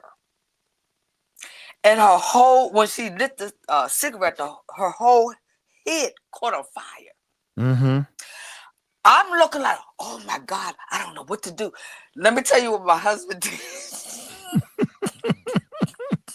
I'm telling my ex-husband, I'm telling you, never know. My husband had a plastic bag, and put over her head and made it worse. What? I'm telling you, people. But he tried something though. He tried something, but you don't think. Because it's something unusual. It's something you're not used to. It's something you're not used to. So that's what he did. So when he put that plastic bag over her head, and I saw that the plastic bag was, Thank you, Brian. Appreciate it, Brian. Coming into her head and everything. I took my sweater off at the time and I put it over her head. But I didn't know what to do before he put that plastic bag over her head. I was in shock. A lot of people can be in shock because of something they don't usually see. I've been sipping on wine too, so it's all good, baby. Amen. It's all good. You do your thing. Look, Love I you make, so much. I love you too. I make custom made draperies, and everybody want draperies and stuff before Christmas and before New Year's. I've been working my butt off, and I'm. So you sew? Oh yeah, I sew. Yeah, my mother sews. Oh yeah. She want a new sewing machine for Christmas. I ain't buying you, Mama. She might be listening, y'all. Mama, I ain't buying you no new sewing machine. Oh wait a minute, hold on. Let me show you my sewing machines. Hold on. Mama, you better watch this. Hold on. I have commercial sewing machines. Yeah, that's what I'm saying. This is what I'm telling you about. I have the. Wait a minute. This is this is the embroidery machine that I paid for. Oh man, hold up. You got a embroidery machine? Embroidery machine with those that how long it take you to embroider like a hat or a t-shirt or something, a bra? It all depends on what the logo is. I hate when people say it all depends. Yeah, because some logos are bigger, are larger than other logos. Yeah, that's a blind stitch. This is a straight stitch. I've been doing it. My mom passed 2 years ago. Yeah. And I took over a business, and God, thank you, Jesus, I'm doing good. You know, I'm doing good. God has blessed me. You know, God has blessed me. Dang it, Nancy. She said, not to mention men wouldn't even be here without us. You got that right. We bring souls into the world. Man. I done made wedding dresses. I done did, but my profession is custom made draperies. That's what I do. That's what you like? That's my profession. Yeah. Okay, so you know what? Draperies, Balinette, and Yahoo. Well, what's gonna happen? I'm gonna tell you what's gonna happen in 2 years. I'm buying another house, and I want you to make all the drapes for any window, even if it's a peephole. I want a little drape. I want a little drape for the peephole. I want a drape.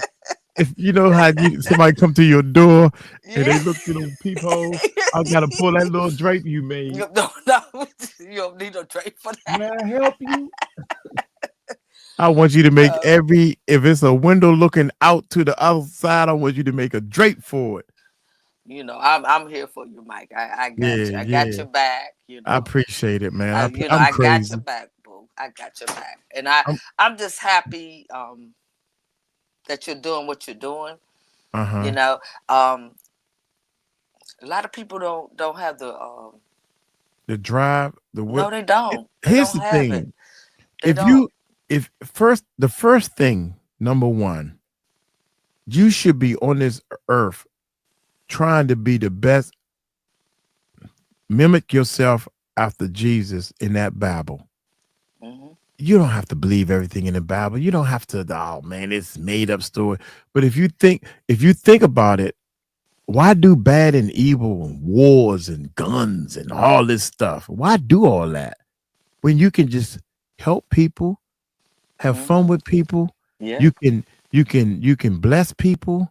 You can make people feel good. That's oh my God.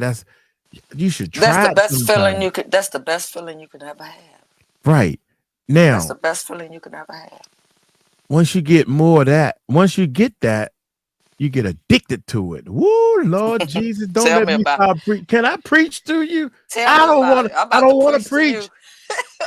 But if you get addicted to that beautiful feeling, boy, then you'll understand what Mike Cross is going through. Well, I know what you're going through, bro.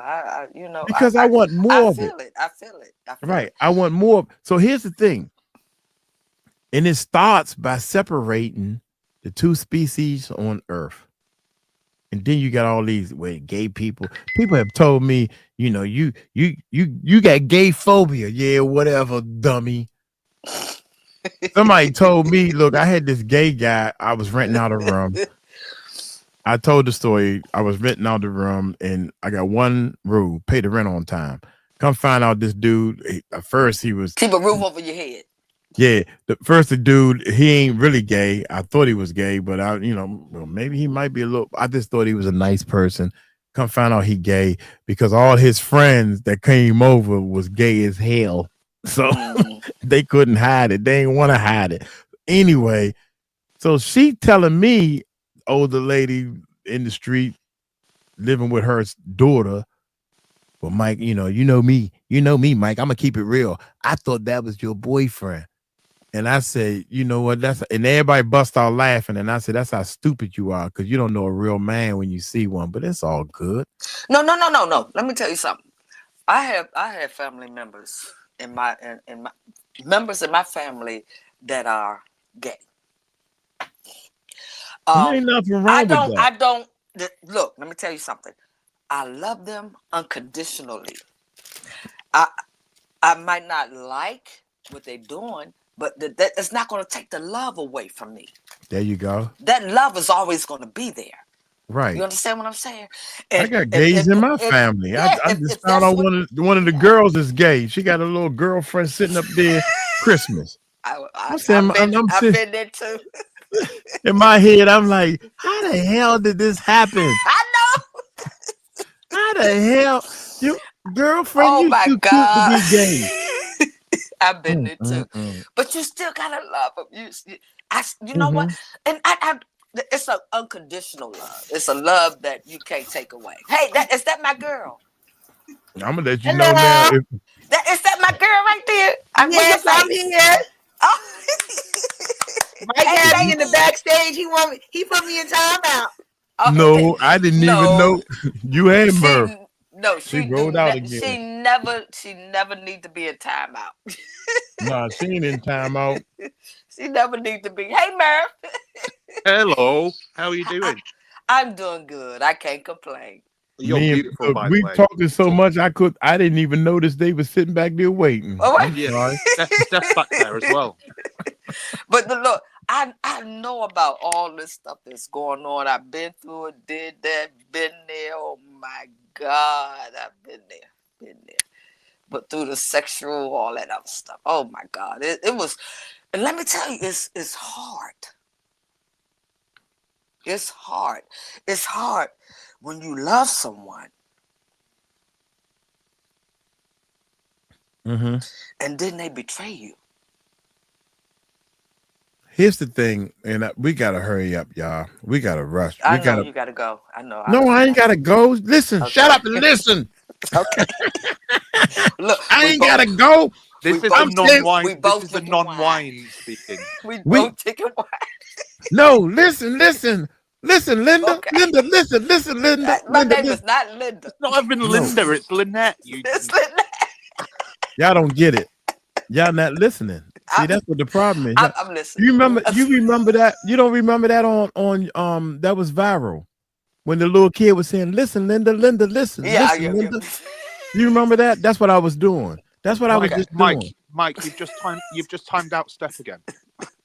I ain't time her out. She just left. Yes, you did. No, she didn't leave. She did. I ain't touched nothing. Look, see, now we got that beautiful face. I see that beautiful face. She's there. She's there. Time out, right? It's my computer. I'm fighting with the internet right now. How you do me? No, he's not gonna do you no more like that. I plead the fifth. You know what? You right. I think I clicked the button because your video went out. Look. On the main computer, her video is not showing. I swear, y'all. I should take a picture. Timing out my sister. I can screenshot this. I know y'all don't want to hear I ain't got no weight. I can screenshot it. Her video is not showing on the main computer, but it's showing to y'all. It's showing on my screen. It's showing on y'all screen, but on my main computer, her video ain't showing. So I'm just gonna shut up after that. You're right. I apologize. I didn't mean to put her in timeout. I don't see no video, so I thought she wasn't there. But she's here now. That beautiful woman is here now. Amen. Murph, you done kicked me out, or is it me? Look. I just want to say one thing, y'all. When I was saying we need to hurry up and start finding ways to make some capital, some money, so we can help people. This lady has already contacted me she's not working, and she want to help do the t-shirts. Murph has did an excellent logo, and everybody loves it. I'm thinking that you can do the broadery and put this logo on a hat or whatever it is. I can do the hats. I can do anything. You know, right. As far as embroidery. And that's why I was saying we need to hurry up, because this we laugh, joke, and play, and everybody likes what we're doing. But if we laugh, joke, and play, and another month go by, and another month go by, we still laugh, joking, and playing, and we got this logo. And no, y'all gonna be laugh, joking, and playing. I'm gonna be doing what I gotta do. Right. So also, Mike, either you put down some music and then send it to me so that I can put the lyrics to it, or I can write the whole thing and then send it to you, and you can do what you want with it. Okay, no, that's great. In fact, Murph, when I wake up tomorrow, I'm gonna send you a couple of tracks. Right before I start any type of video, I'm gonna send you some tracks that I think need some lyrics to it. Cool. Okay. Yeah, I'm hoping that you can try to figure out how to write to what the beat is doing or what the music is doing. Yeah, cool. Well, what I can do is I can put. So if you are they going to be piano tracks or? No, they're gonna be full finished songs. Oh, cool. Okay. Or beats, or whatever you want to call it. But they're not songs until you put the lyrics to it, and then the background and the chorus, and we can do.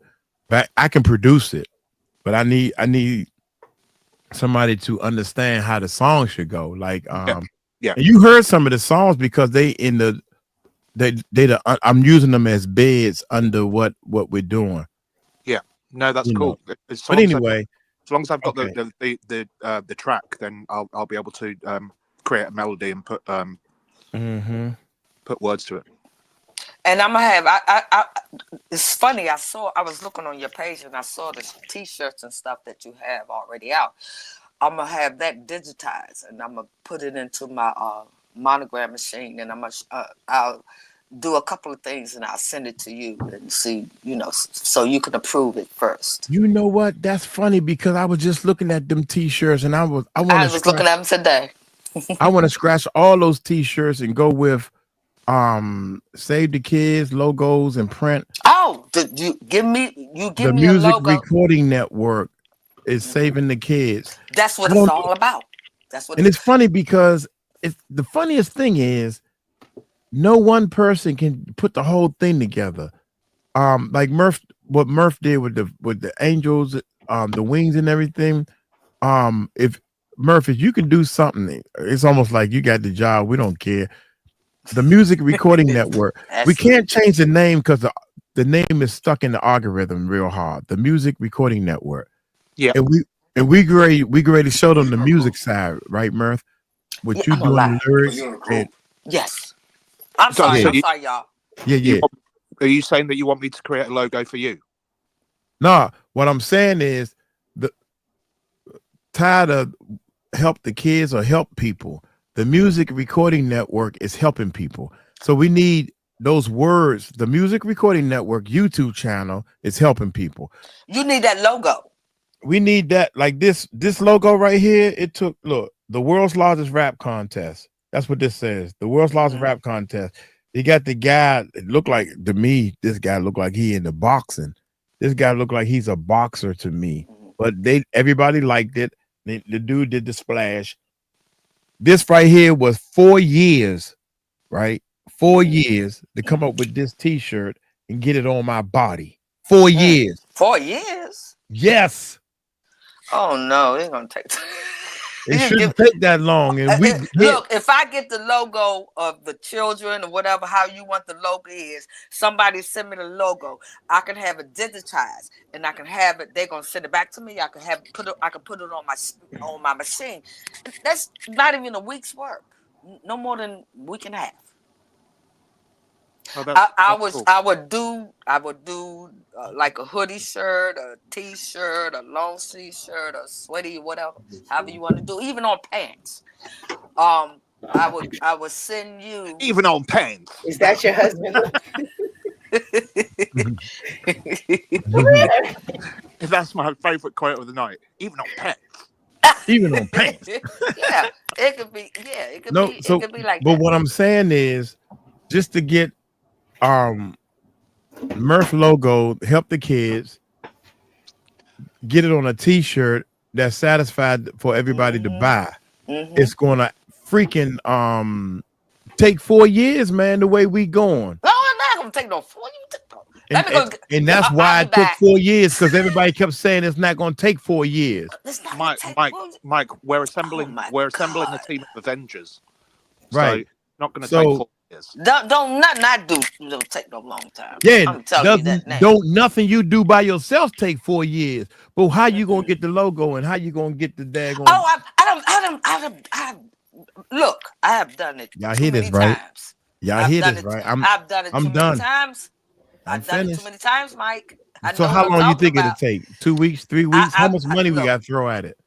I'll put the money up. I guarantee you. No. What did I tell you? What? You get me the logo. See, there it is. That's 4 years to get you the logo. There go the 4 years right there. That's the 4 years right there to get you the logo. Who's gonna do the logo? Who's gonna do the logo? Lynette, my email address is. I've already put it in the side chat. So if you scroll up, my email. That's what I'm talking about. Make me a liar. Make me a liar. There you go. That's what I'm talking about. Okay, you said you put your number in the side chat. I don't even know how to go to a side chat. She said, "Get me the logo."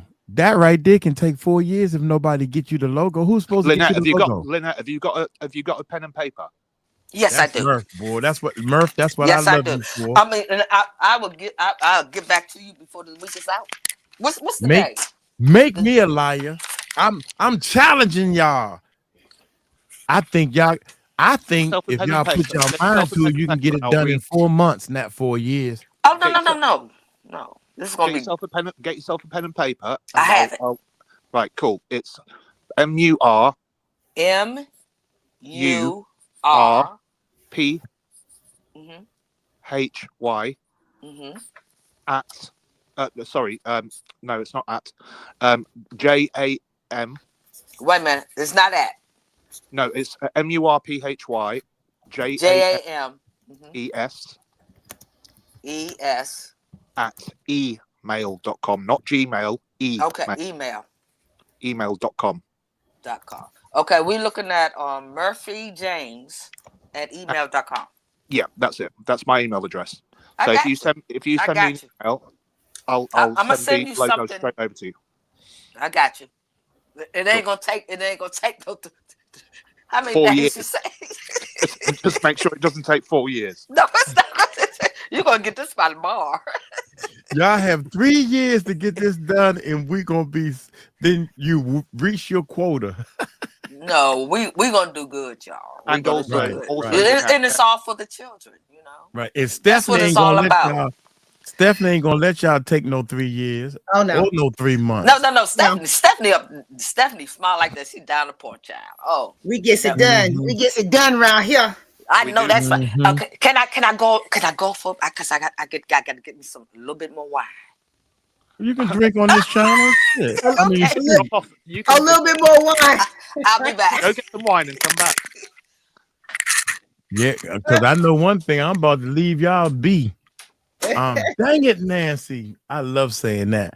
Oh, wait a minute. Go ahead, y'all. DIY on there, and I thought you had one more video you were going to play. Yeah, they definitely could. I wanted to look up some phone cases, like just printing the logo on some phone cases to see what it would look like and see how much it would cost, because that's something that I want to cover. But that's a reason why I want to, grow my channel as well, because to hear said that I need to have 1,000 subscribers. So we went from 50 to now we need 1,000 and 4,000 watch hours to be monetized. And that's what I really want to do, because I want to be able to purchase a whole bunch and just send them out to everybody. So, and then you guys can hand them out to whoever, just on the street. I want everywhere you look to have that type of phone case. So, or a phone sticker, not case necessarily, but it's, you know, the sticker that goes on the back, or magnet, whatever it is that goes on the back of your phone. So that's my hope with the logo on my side, to be able to do that. So. Oh, okay. Yeah. Well, Steph, I can send you something right now. Okay. Of what it would look like on a phone case. Okay. As a sticker, or as a magnet. I want to see what type of options they have, you know, because we want it to be where it's big enough to where you can at least see the color pop from, you know, a couple of feet away. And but yeah, definitely, because I want to, because I know, you know, usually when you print those types of things in bulk, you can get them for cheaper, and then I don't have a problem, you know, sending them out to whoever. So yes, that's our new goal for my channel, to get to 1,000 guys. So I don't know what we're gonna do, but I think we can do it. All right. We're gonna do. Hold up, y'all. I wanna give a shout out. Well, she just sent me this picture. I don't know if y'all can see this picture. This is the people in the Philippines that's watching, y'all. You know. I remember that picture. Yeah. Don't you? Yeah. I remember. She said, I remember the picture. She just took the picture and sent it to me. See what I'm saying? No, isn't that the same picture that you had the other day? No, she just took this picture and sent it to me. She said that these people right here are watching us right now. Oh, wow. I thought that was the same picture that. Nah. Oh, Well, okay. wait a minute, boo boo. Wait a minute, y'all. I'm great now. Now, sis is watching also, and she about to get embarrassed. She's like, "Don't show. I'm shy. Don't show." I don't know why everybody in the world is shy. Sis is making these. She is making these for the kids, right? Oh. Yeah, she making this for the. It's called Boko Ice Boko. That's her little. That's my buddy. That's her look. That's her little sister. She's always in the way. What is Ice Boko? Ice Boko is like they make they do sugar, milk, mostly coconut milk, and one piece of candy, and they mix it all together, and they put it in a little piece. It's in a it's in a little thing. And this, when they put it together and tie it in a knot, it's about this big. It's about like this. Okay. Yeah. Okay. And the kids take the plastic, right, and they pop a little hole with their mouth, and they suck all the sweet, you know. Oh, okay. Yeah. Oh, okay. That's something different. Yeah. Right. So in their culture. That's their culture. And oh my God. And I was like, God dang, boy, somebody gave me this here in the United States, I would cuss their tail out. Boy, what am I supposed to do with this? So just to show y'all real quick, this is another picture of this my sis, y'all. That's her little sister right there. Right. But wait a minute. I'm trying to show y'all. Wait a minute. And we sent her in each one of those, she put a couple of pesos in it for her kids, and her brothers and sisters, but she put more in 2 of them for her mom and dad, and they're so happy to have food. I told them I want them to eat very well. Food is important. Food is very important. Yes, it is. Yes, it is. And it was her birthday. Some would say that's her daughter right there. Mm-hmm. So she keeps sending me pictures of the receipts of how much money she spent. Like I care, right? Like I care. So this is for Christmas and her birthday. Her birthday is close to Christmas anyway. So can you imagine without you all? Yeah. Can I imagine without you all? We got 86 people watching right now. We've been on this for 3 hours. Without you all, Linda, Star, Michelle, Renee, without you all, I wouldn't be able to have the capital, the money to send to them so they can freaking eat. They are truly a blessing. Truly a blessing. Just so they can eat. So if we're doing all this to feed one family, yes, I will keep doing it. If we doing all this to feed one family. And we got your back. I don't care where the family at. It just so happened I picked that one. Hell, the next time y'all can pick somebody. I don't care. I just want to help people. That's it. I remember. I had 5 kids, right? Mm-hmm. And I remember at times I had to go to the food line, to get food because it was hard for me. You think I never been on welfare? I'm out there selling the welfare, trying to get the money and stuff. Yeah, Come on now. Yeah.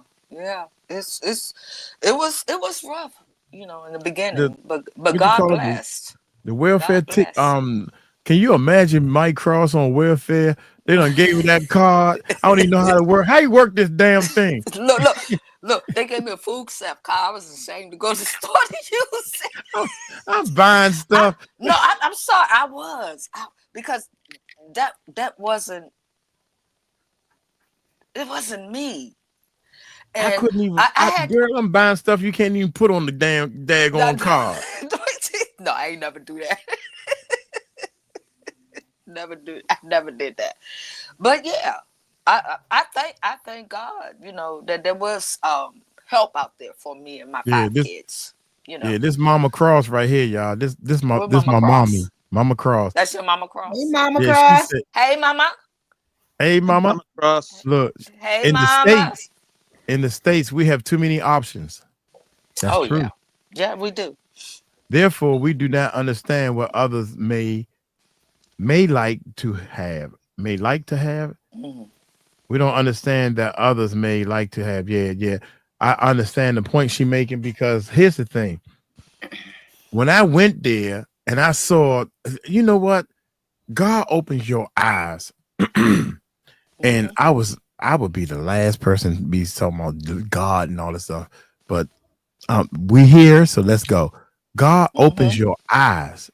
Amen. Amen. In the most unusual way. Amen. I was in the Philippines, and this little kid, and I done told this story about 100 times. This little kid found this little wheel. Oh my God, I ain't even got nothing. The wheel was not any bigger than this. Mm-hmm. And it was like it was supposed to be, it had a little thing on it with the wheel supposed to attach to something. You can put screws on it, and the wheel about this size. Right. And he got this long stick from a branch tree. Mm-hmm. Got this long stick.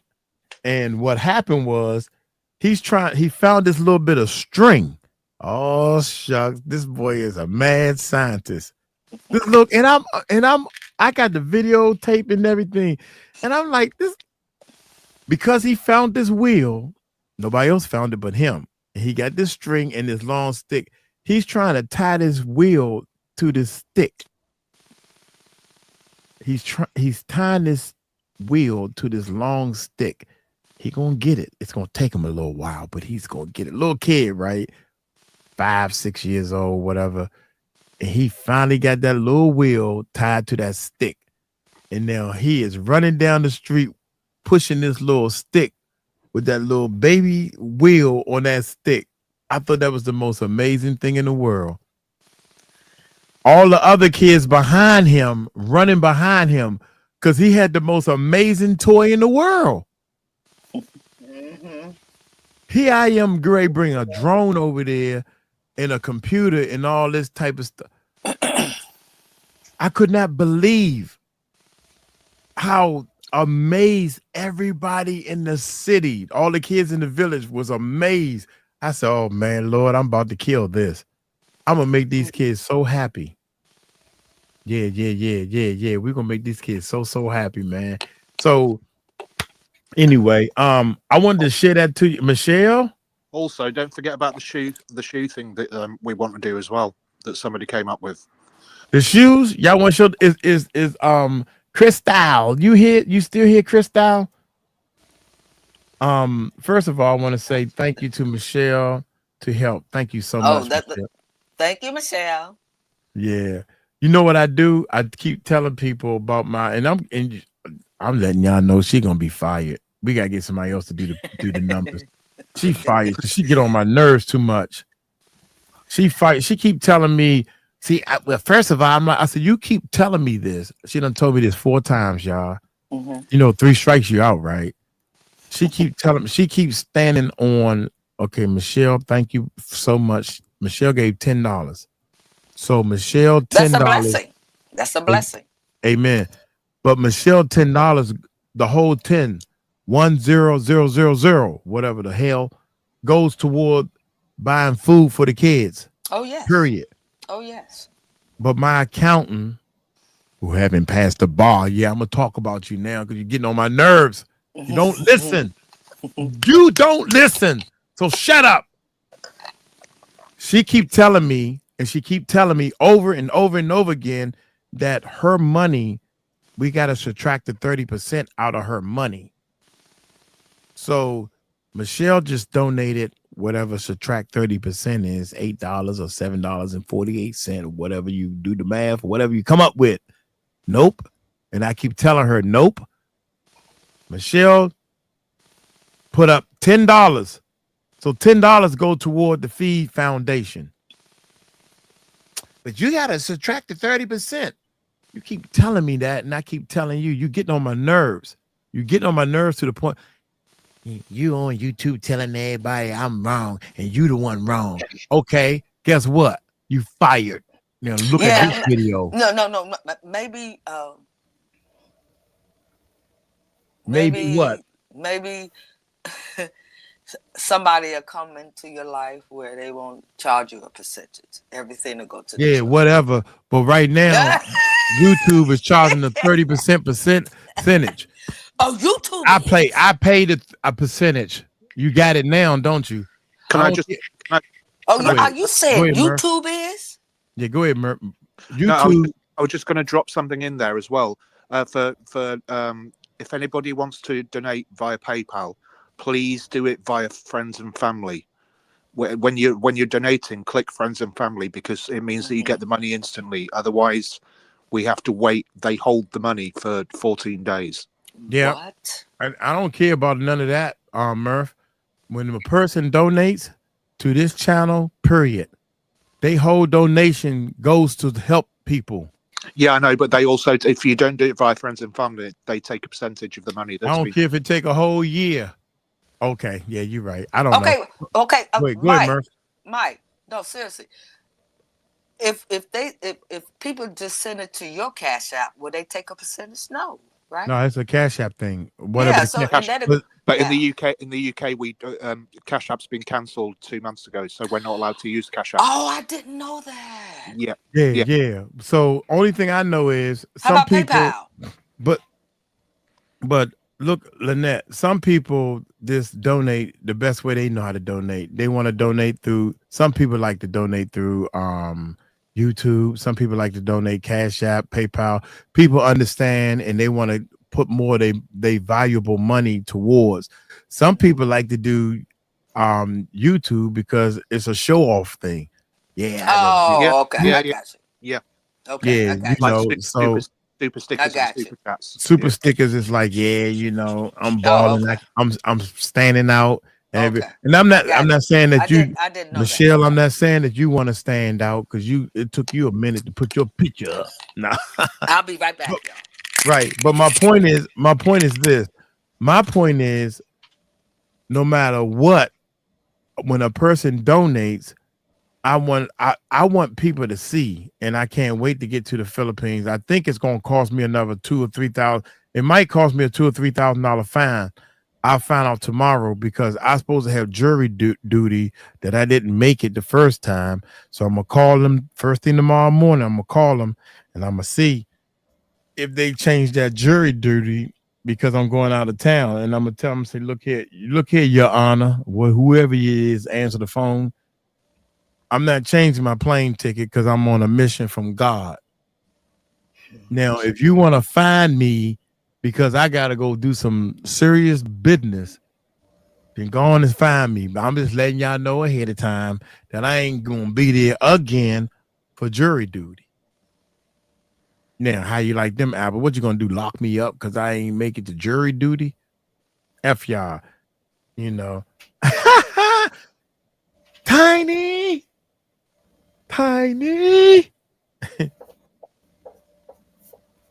I ate well, so have this. Oh, my love, Tiny. Thanks. Appreciate it. I ate well, so have this. What's that, Tiny? First of all, Tiny, you are beautiful. Look, Tiny trying to make an ugly face, Murph. Tiny trying her best to make an ugly face, and she know good and well she can't do that. Good try though, but you can't make an ugly face because you're too beautiful. Yeah, when you too beautiful, don't even try to make an ugly face. Yeah, well, you too beautiful, When Tiny. you too beautiful, don't even try to make an ugly face. Thank you so much.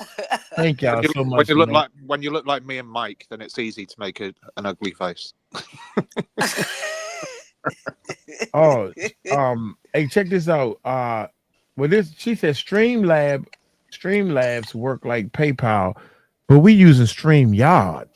I've never heard of Streamlabs. What is that? Yeah, we used to use we tried using Streamlabs and all that type of stuff. It was Streamlabs is cool, but Streamlab is cool and smoother for the people to engage, but StreamYard is better and smoother for hurry up and uploading a video after you made your video with like doing an interview type thing.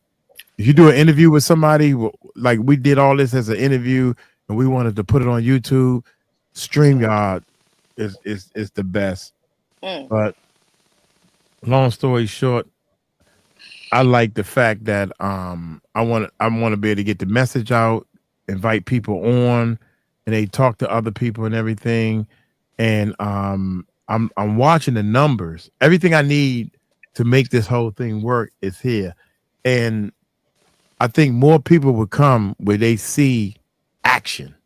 They see action. Now you get plenty of action. Right. And Murph, because and he says, and it's funny because I see things in people way before they see.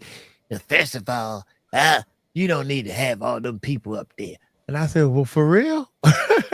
I see things bigger and better. And because of you, Lynette, dang it, Nancy, Murph, because of y'all people coming on, that little girl, she's not here today. Murph, you know who I'm talking about, right? When she came on, she was afraid. Yeah. That's Tiny. That ain't Tiny. Yeah, she just gave you $10. Yeah, it was Tiny Titch. That's not Tiny. For real? Tiny Titch. It was Tiny Titch, yeah. I ate well, so have this all my love. Tiny, X. wait a minute, Tiny, you confusing me. You don't change your picture. So Tiny is the one that came on and talked to us for a little bit. Yeah, yeah. You're right. You know what? I remember because she changed her name a little bit. She was TTT. Yeah. When she came on, Lynette, were you here that day when she came on? I don't remember. No. I wish I was. I would love to know Tiny Titch. I would love to, hear from her. Why do black people, when I ask them a question, they go do a 5,000 month paragraph? That's me. Yeah. That's me. Definitely do the same thing. Definitely do the same thing. I'm white. I do the same thing. No, you don't. Look, I'm white. I do the same thing. I asked you a question. It's a yes or no question. And I didn't. I wasn't there that day because what had happened was. Was I supposed to tell you yes or no? I'm sorry. I'm just playing. You have to specify. Okay. No, I'm gonna ask you a question. Can you tell me yes or no? Right, because I want to hear more of what you got to say. So I'm gonna just say yes or no and help me out. Yeah. Now I wasn't there that day, but I was probably busy. It's Christmas time. That's my buddy. Don't believe that because I told him on fire. He did not want to listen to me. I answered that question and he still didn't want to listen. So right, and I just asked you a question. See.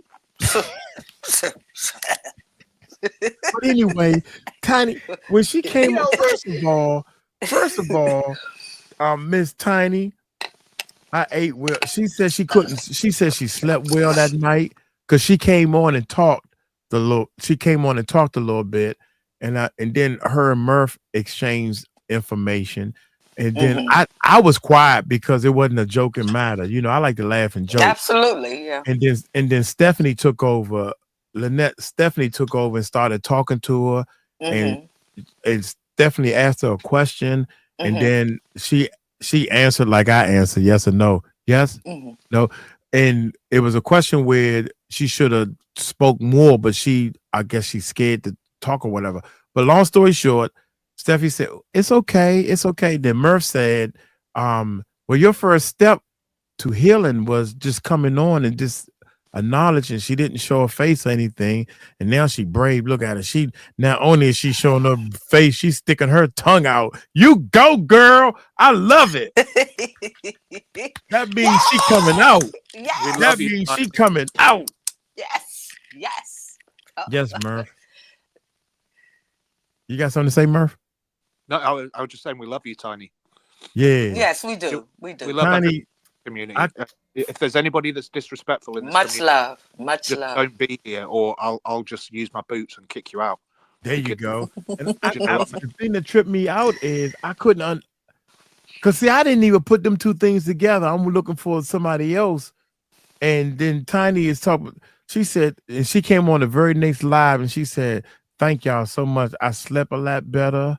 I feel more at ease. She I feel sounded more so much relaxed." better. Oh, She that's sounded beautiful. So much better. Oh wow, that's awesome. That's Right, awesome. she sounded so much better, and I was like, I again, I'm gonna keep telling people, if I do all this work and I help one person, I have succeeded. I have succeeded. You know, if I help one person. But that's what it's all about, Mike. If you can help just one person, just to put a smile on their face, you know, right, and just to see that they appreciate, you know, because a lot of people don't appreciate anything. But do you know what it is though? If you help one person, that one person can go on to help another person. There you go. You take it. You take it further. That person, then that person take it further, and then that person take it further.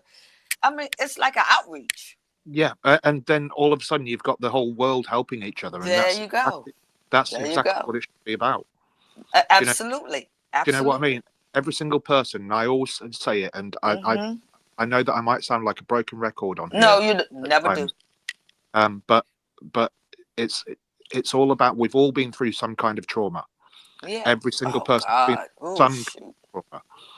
And even though Mike says he hasn't been through any trauma, I know. Yeah, I had. Yeah, you haven't. I mean, I've been hurt before. I mean, when my wife left me, I cried. Yeah, you know what I'm saying. But I said, "Well, your loss. Let me get.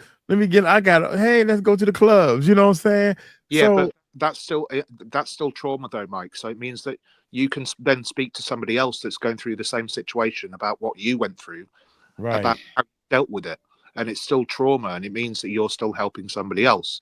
And if we carry on that trend, especially with what we're trying to do at the minute, then hopefully we can get through to as many people as possible to try and make this situation not disappear. I don't think that we're gonna make it disappear at all, but hopefully we can try our best to try and find where are these kids, so that whoever the powers that be are that are doing all of this shizer, will have to come up with some other kind of way which will get infiltrated before they can even start. Oh yeah,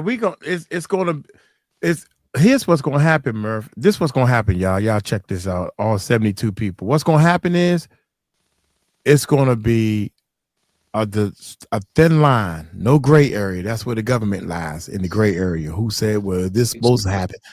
It's going to be either you here to help people or you here to hurt people. Yeah. Now, I have asked so many people this one question, Murph. Watch this, y'all. Y'all ain't gonna believe this. Y'all gonna be like, God damn, boy, something bad, something serious gonna happen in 2025. I done asked so many people this.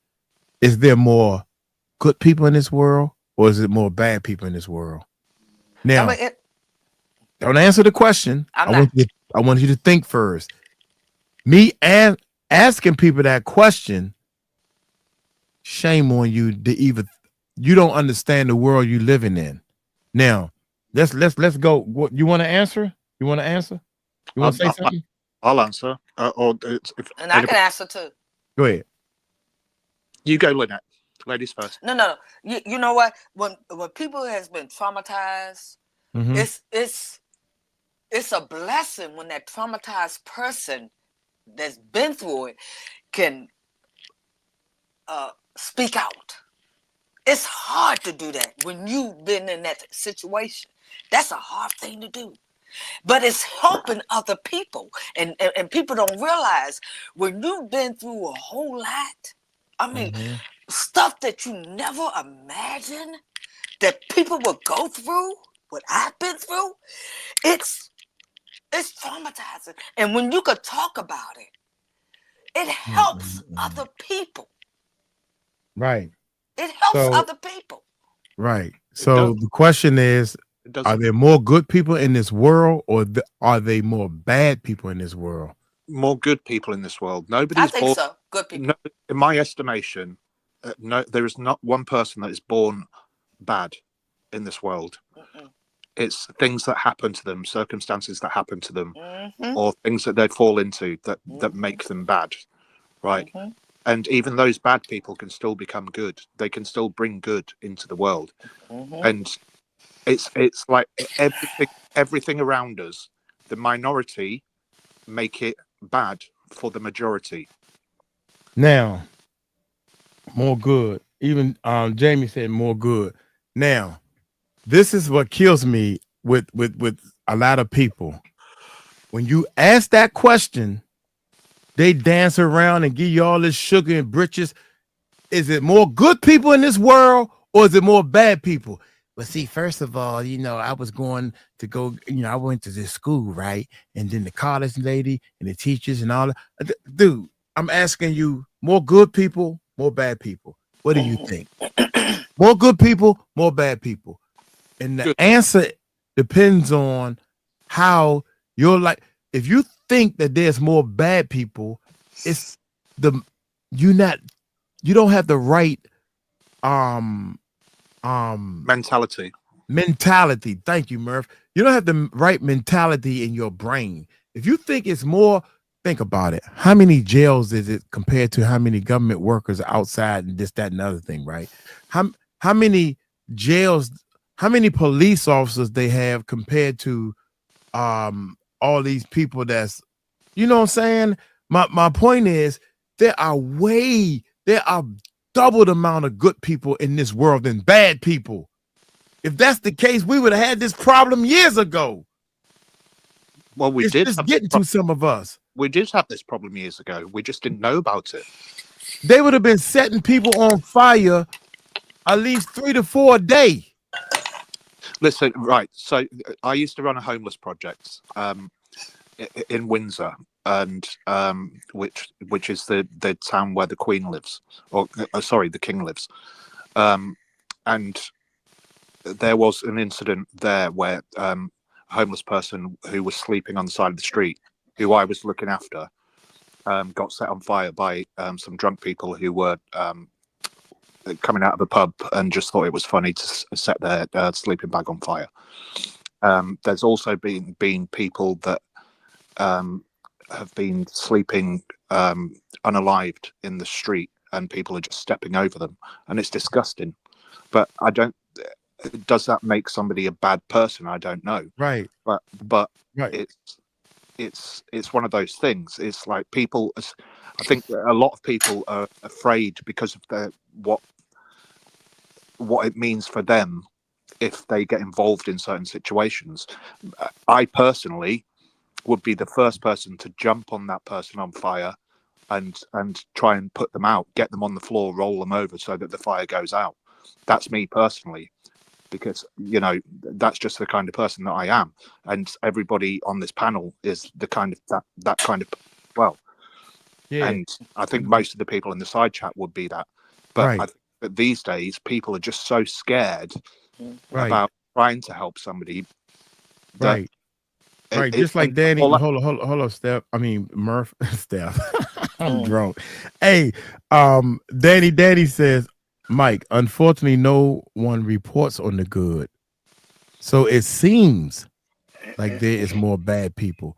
So again, Danny, my question to you is factual.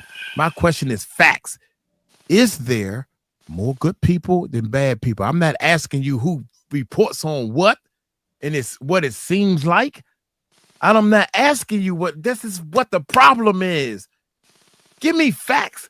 Is there yes or no? Is there more good people or more bad people? You're not gonna get that. And then what make it so bad is, Tiny said, Murph. That's what I mean. She said later on. She said, I'm a good person, but would take some steps not many people would take if I had to protect my own. X. And that's where I stand at there, Tiny. If I had to protect any of y'all, even Murph, I would kill. Protect my people. If I know Murph did wrong, then I wouldn't kill. But if I know Murph didn't do wrong and somebody is hurting Murph and they won't stop hurting them, and I keep getting them and they won't stop hurting Murph, why are you hurting somebody instead of helping somebody? Yeah, exactly.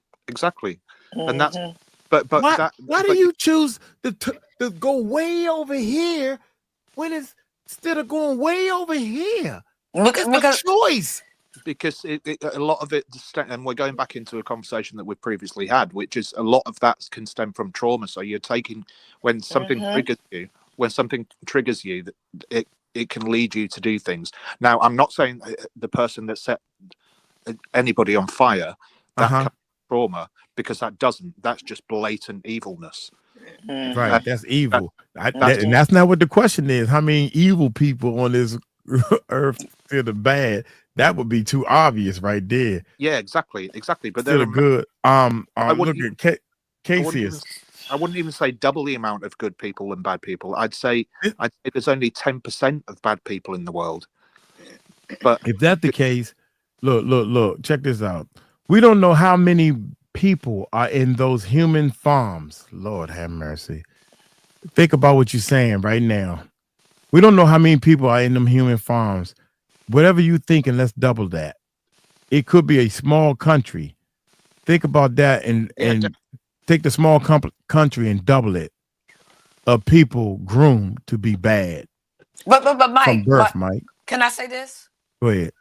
I mean, we can't worry about how many bad people and how many good people. We just have to do the best that we can, and we have to to be an example to other people, because you can come across a bad person and you can show them something that they never really seen or never really imagined.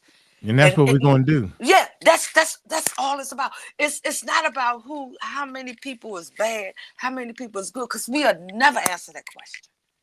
We can never answer we're going to answer that question, because we're going to answer that question because even if you have a small farm that has a small country, I'm trying to double it at.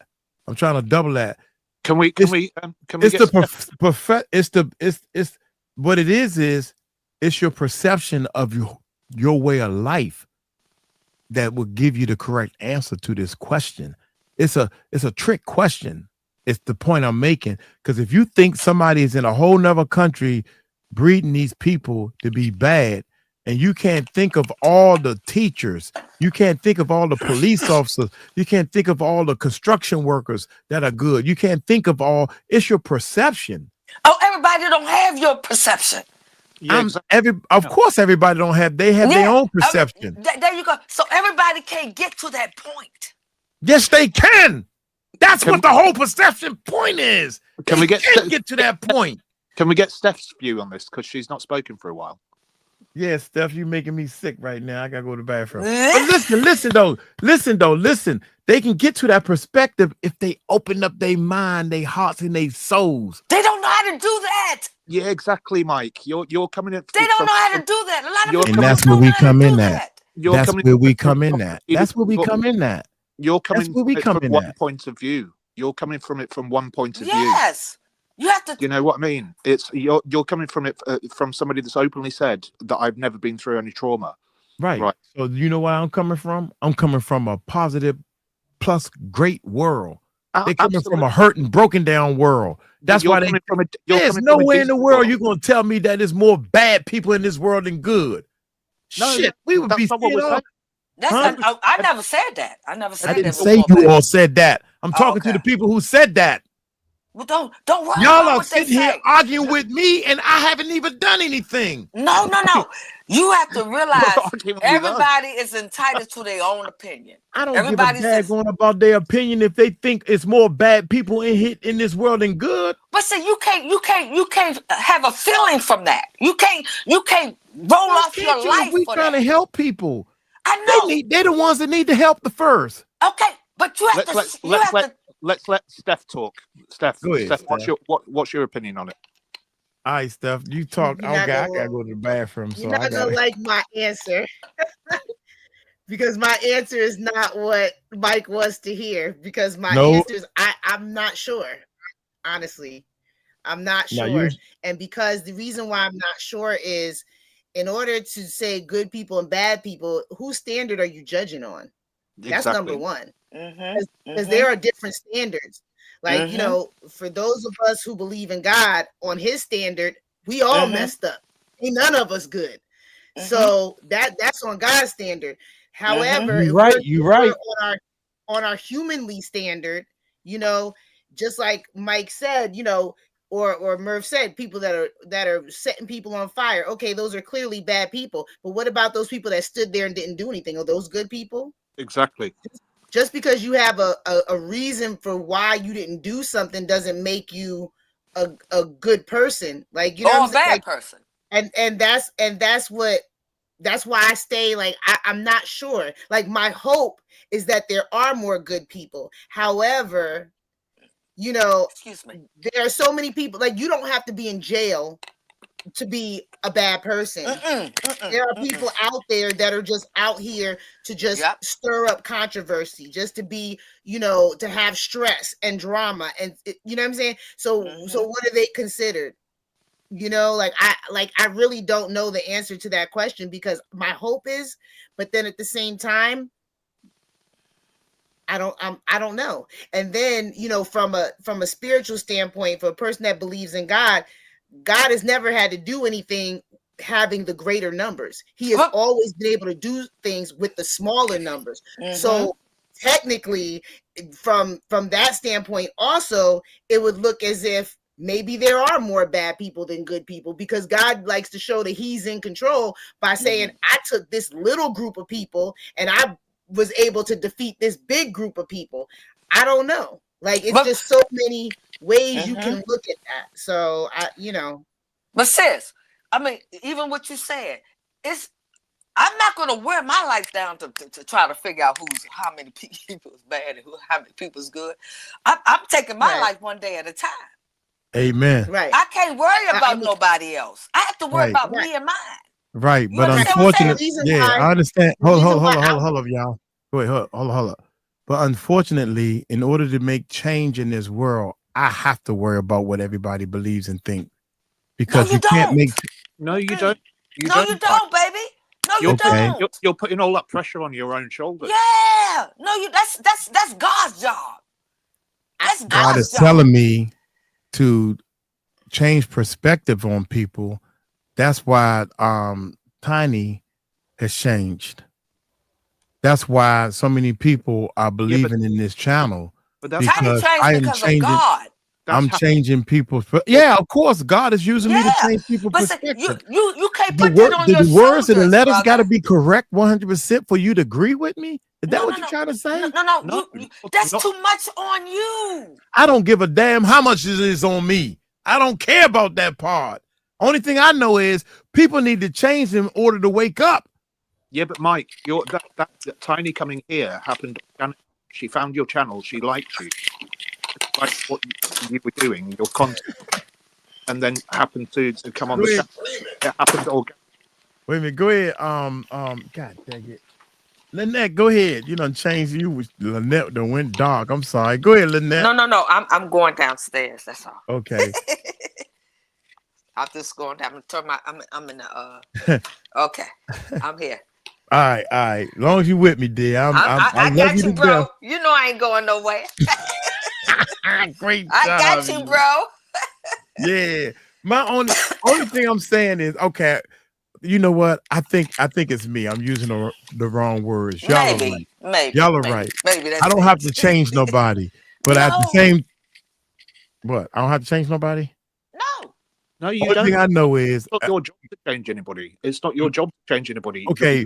What you're doing will change people. All right. And what Stephanie, for example, Stephanie said the same thing some of my coworkers said, that it all depends on what your perspective of good and bad is. For example, if somebody was to steal a pencil from work, does that mean they bad? If they stole a pencil or some paper from work, does that mean they bad? Because they stole from work.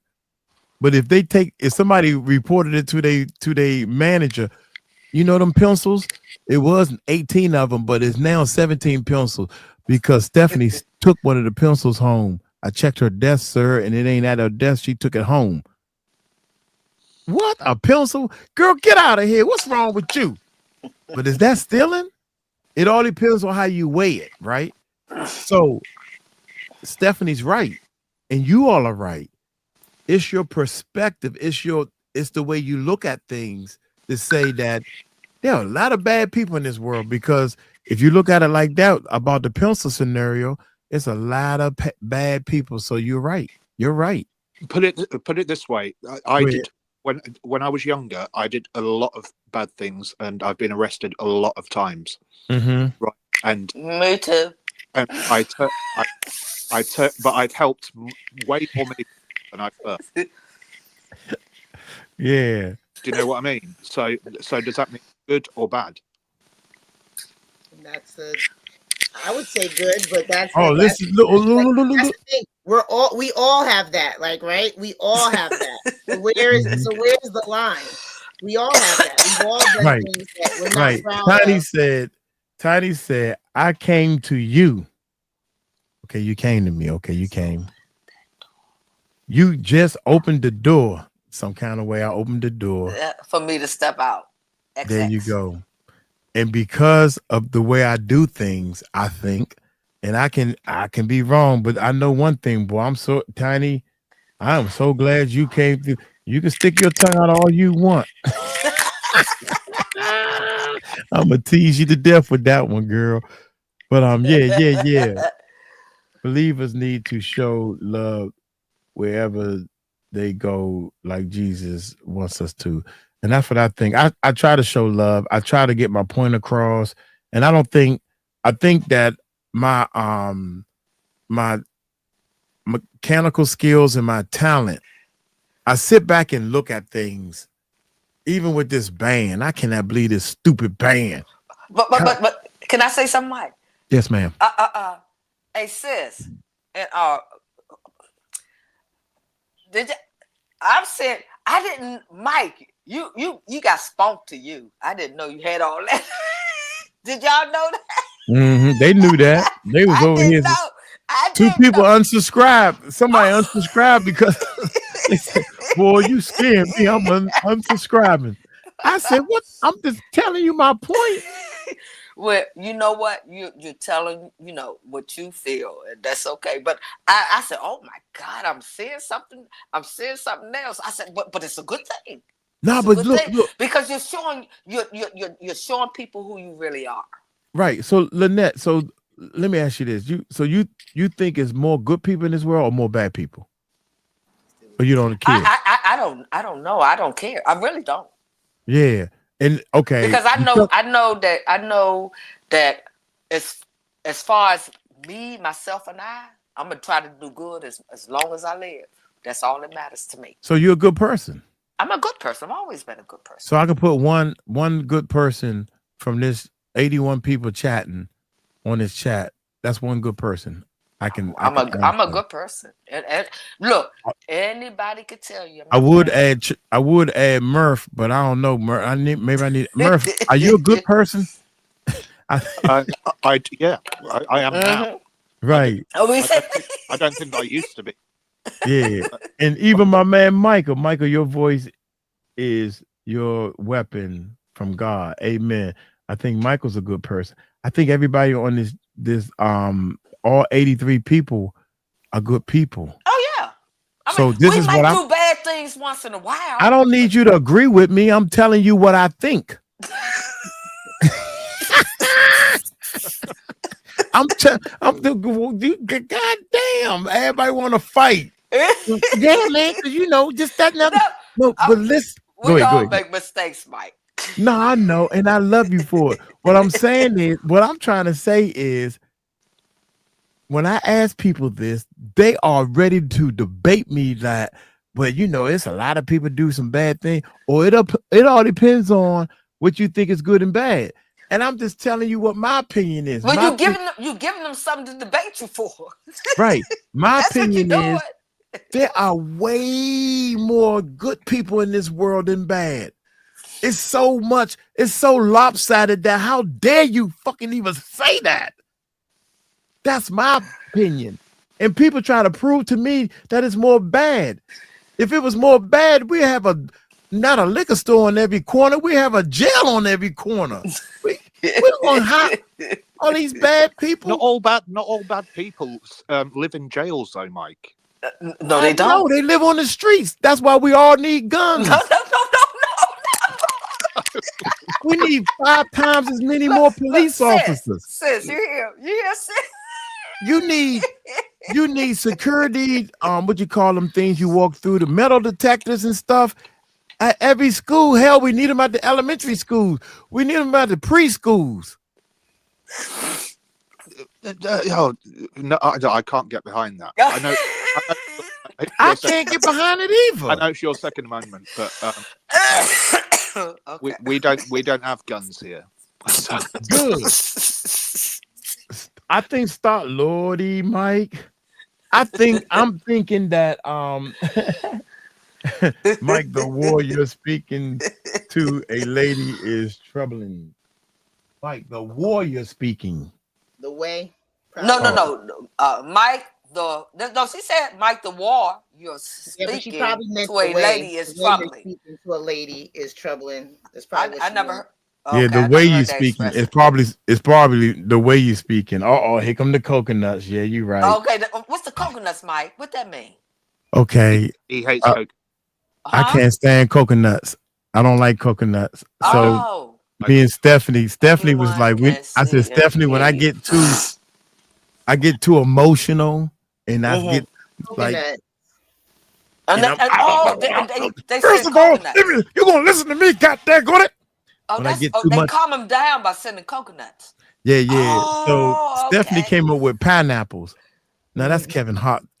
So I said coconuts because I'm allergic to coconuts. I can't stand coconuts. Coconuts make me sick. Coconut is the only food I don't like. If you cooking with coconut in any dish, you will not invite me over because I'll be sitting in the car. So Cassius know about the coconuts with you. Michael, everybody in the chat, when I get too excited, if I get too crazy, you throw them coconuts up there. I'll tell you to go upstairs. Go ahead, Murph. There's loads of people in the side chat asking if you're doing another video or not. You know what, Murph? I was going to say, you know what? Unfortunately, the video that I wanted to do y'all want me to do the video? I can do the video and y'all can do it. The video is an hour long. And it's 9:00 now. No, so we can what is I it? think we should wait to do the video for tomorrow. Yeah, say that for tomorrow. There you go. Cause we old. I mean, I don't know about y'all. I'm 64 years old. I'm old. I'm barely standing up now. Because some of y'all got to go to work tomorrow morning, right? Rest in peace. Oh my God. I gotta work. First of all, look, Renee trying to go upstairs. Go on upstairs, Renee. Take your butt upstairs with them coconuts, girl. Then she got the palm trees. Is that palm trees too? Look, the coconut fell out the tree. Really? There you go, Renee. There you go. Renee got dirty coconuts that hit the ground. Lord have mercy. Yeah. Thank you, Star. Star is so beautiful. Star, I be seeing your oh my God. Yeah. Coconut water. See, look at it. First, facts over lies. Coconut water is Oh, she good said coconut water for Alzheimer's, dementia. Yeah, you know what, y'all? You know what? Oh shoot! So hold up, baby. Don't fall now. No, that's me. Look here. Facts over lies. Let me tell you. You bet not. If I get dementia or Alzheimer's, look, the first thing I'm gonna forget that I don't like coconuts. So you might have a good idea. Then I'm gonna forget that I don't like coconuts. Then they keep giving me the coconut juice, right? Then I'm gonna remember, oh, I don't like coconut. It's always working. It's working. Oh no. Because first I forget. Oh, he remember now. The first thing I'm gonna remember is I don't like this. Mike's That's off his the first thing medication you're gonna again. remember. Huh? Said Mike's off his medication again. You got that right, boy. Love y'all, man. Oh, 1 minute. Mike, you on the egg? No. Yeah, Uncle Mike, it's only 3 p.m. God, man. It's 9 o'clock here. Wait a minute, 3 p.m. Where they at? Yeah, where you at? She says 3 3 p.m. p.m. Shoot, we in the nighttime. Miss Beautiful. Good God Almighty, baby. All right, 24/7 days a week. When you're a single dad of 2, I start work when I wake them up in a minute. Oh my God, don't say that. Yeah. That's when you're a single parent, man, you doing some work. So I have off until Monday. You go, girl. Is that Renee? Well, hold on to them coconuts while you go upstairs. Mike, maybe you should put I'm in the lime coconut. in the coconut. You put the lime in the coconut and eat them all up. The You lime put the lime in the coconut and eat them all up. You put the lime in the coconut and eat them all up. I might not be saying it right. Girl. You go. Paint it. Oh my God! Look at you with your beautiful self. Look, they got the coconuts. All you need is the lime, Mike. Love y'all so much, man. That's beautiful. Damn, girl, did you fall when your Everyone can see and hear you. What that? Yeah. Okay, y'all. I have to agree, Mike. I see more good than bad, but that's just my opinion. Just like noses, everyone has one. Yeah. And that's true. But here's the thing. Only thing I'm letting people know is when I ask that question, that lets me know your perspective of life. That's all it's doing. Your perspective of life is, if you think it's more bad people than good, then you're noticing all this bad and you're protecting yourself. You got your alarm system, you got extra keys. I see all good. So as we speak, my keys is in the car. That's right. I said it. Mike, you're contradicting yourself, because if all you see is good, then you wouldn't be doing what you're doing. No, I didn't know this was here. I didn't know it was that many kids missing. I saw all the milk cartons and all that stuff, all in the government and everything.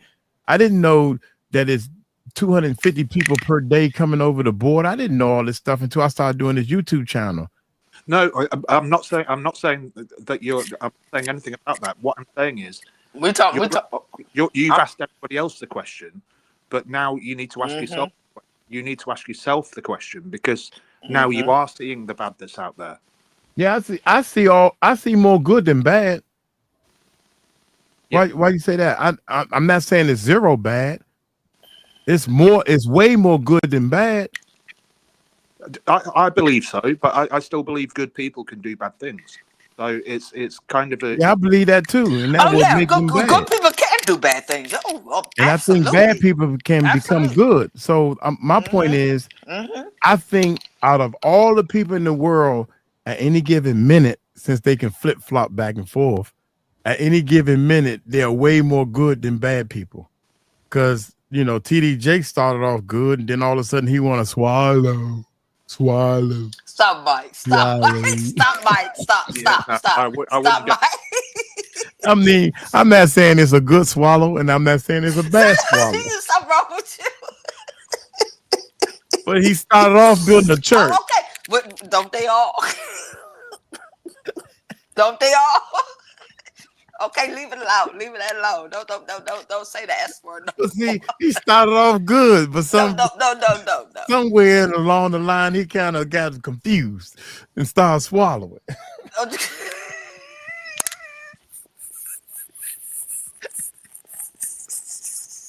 Girl. Sis, how you deal with him? Girl, how you doing? I'm gone. Look, he a whole handful. I'm gonna have a heart attack. Somebody drink too much wine. Look. It's time for me to go to bed. I'm still drinking. I'm gone. I'm leaving y'all. Swallow. Who the hell? Don't say that no more. Don't say Who the hell don't know that boy? What that boy was talking about? He know good and well. Have you ever been swallowed? I'm like, what? Then you got Denzel Washington over here getting baptized again. Swallow. Shut your mouth. Tell him shut his mouth. Right. Oh my God. That means so is he good or bad? That's all.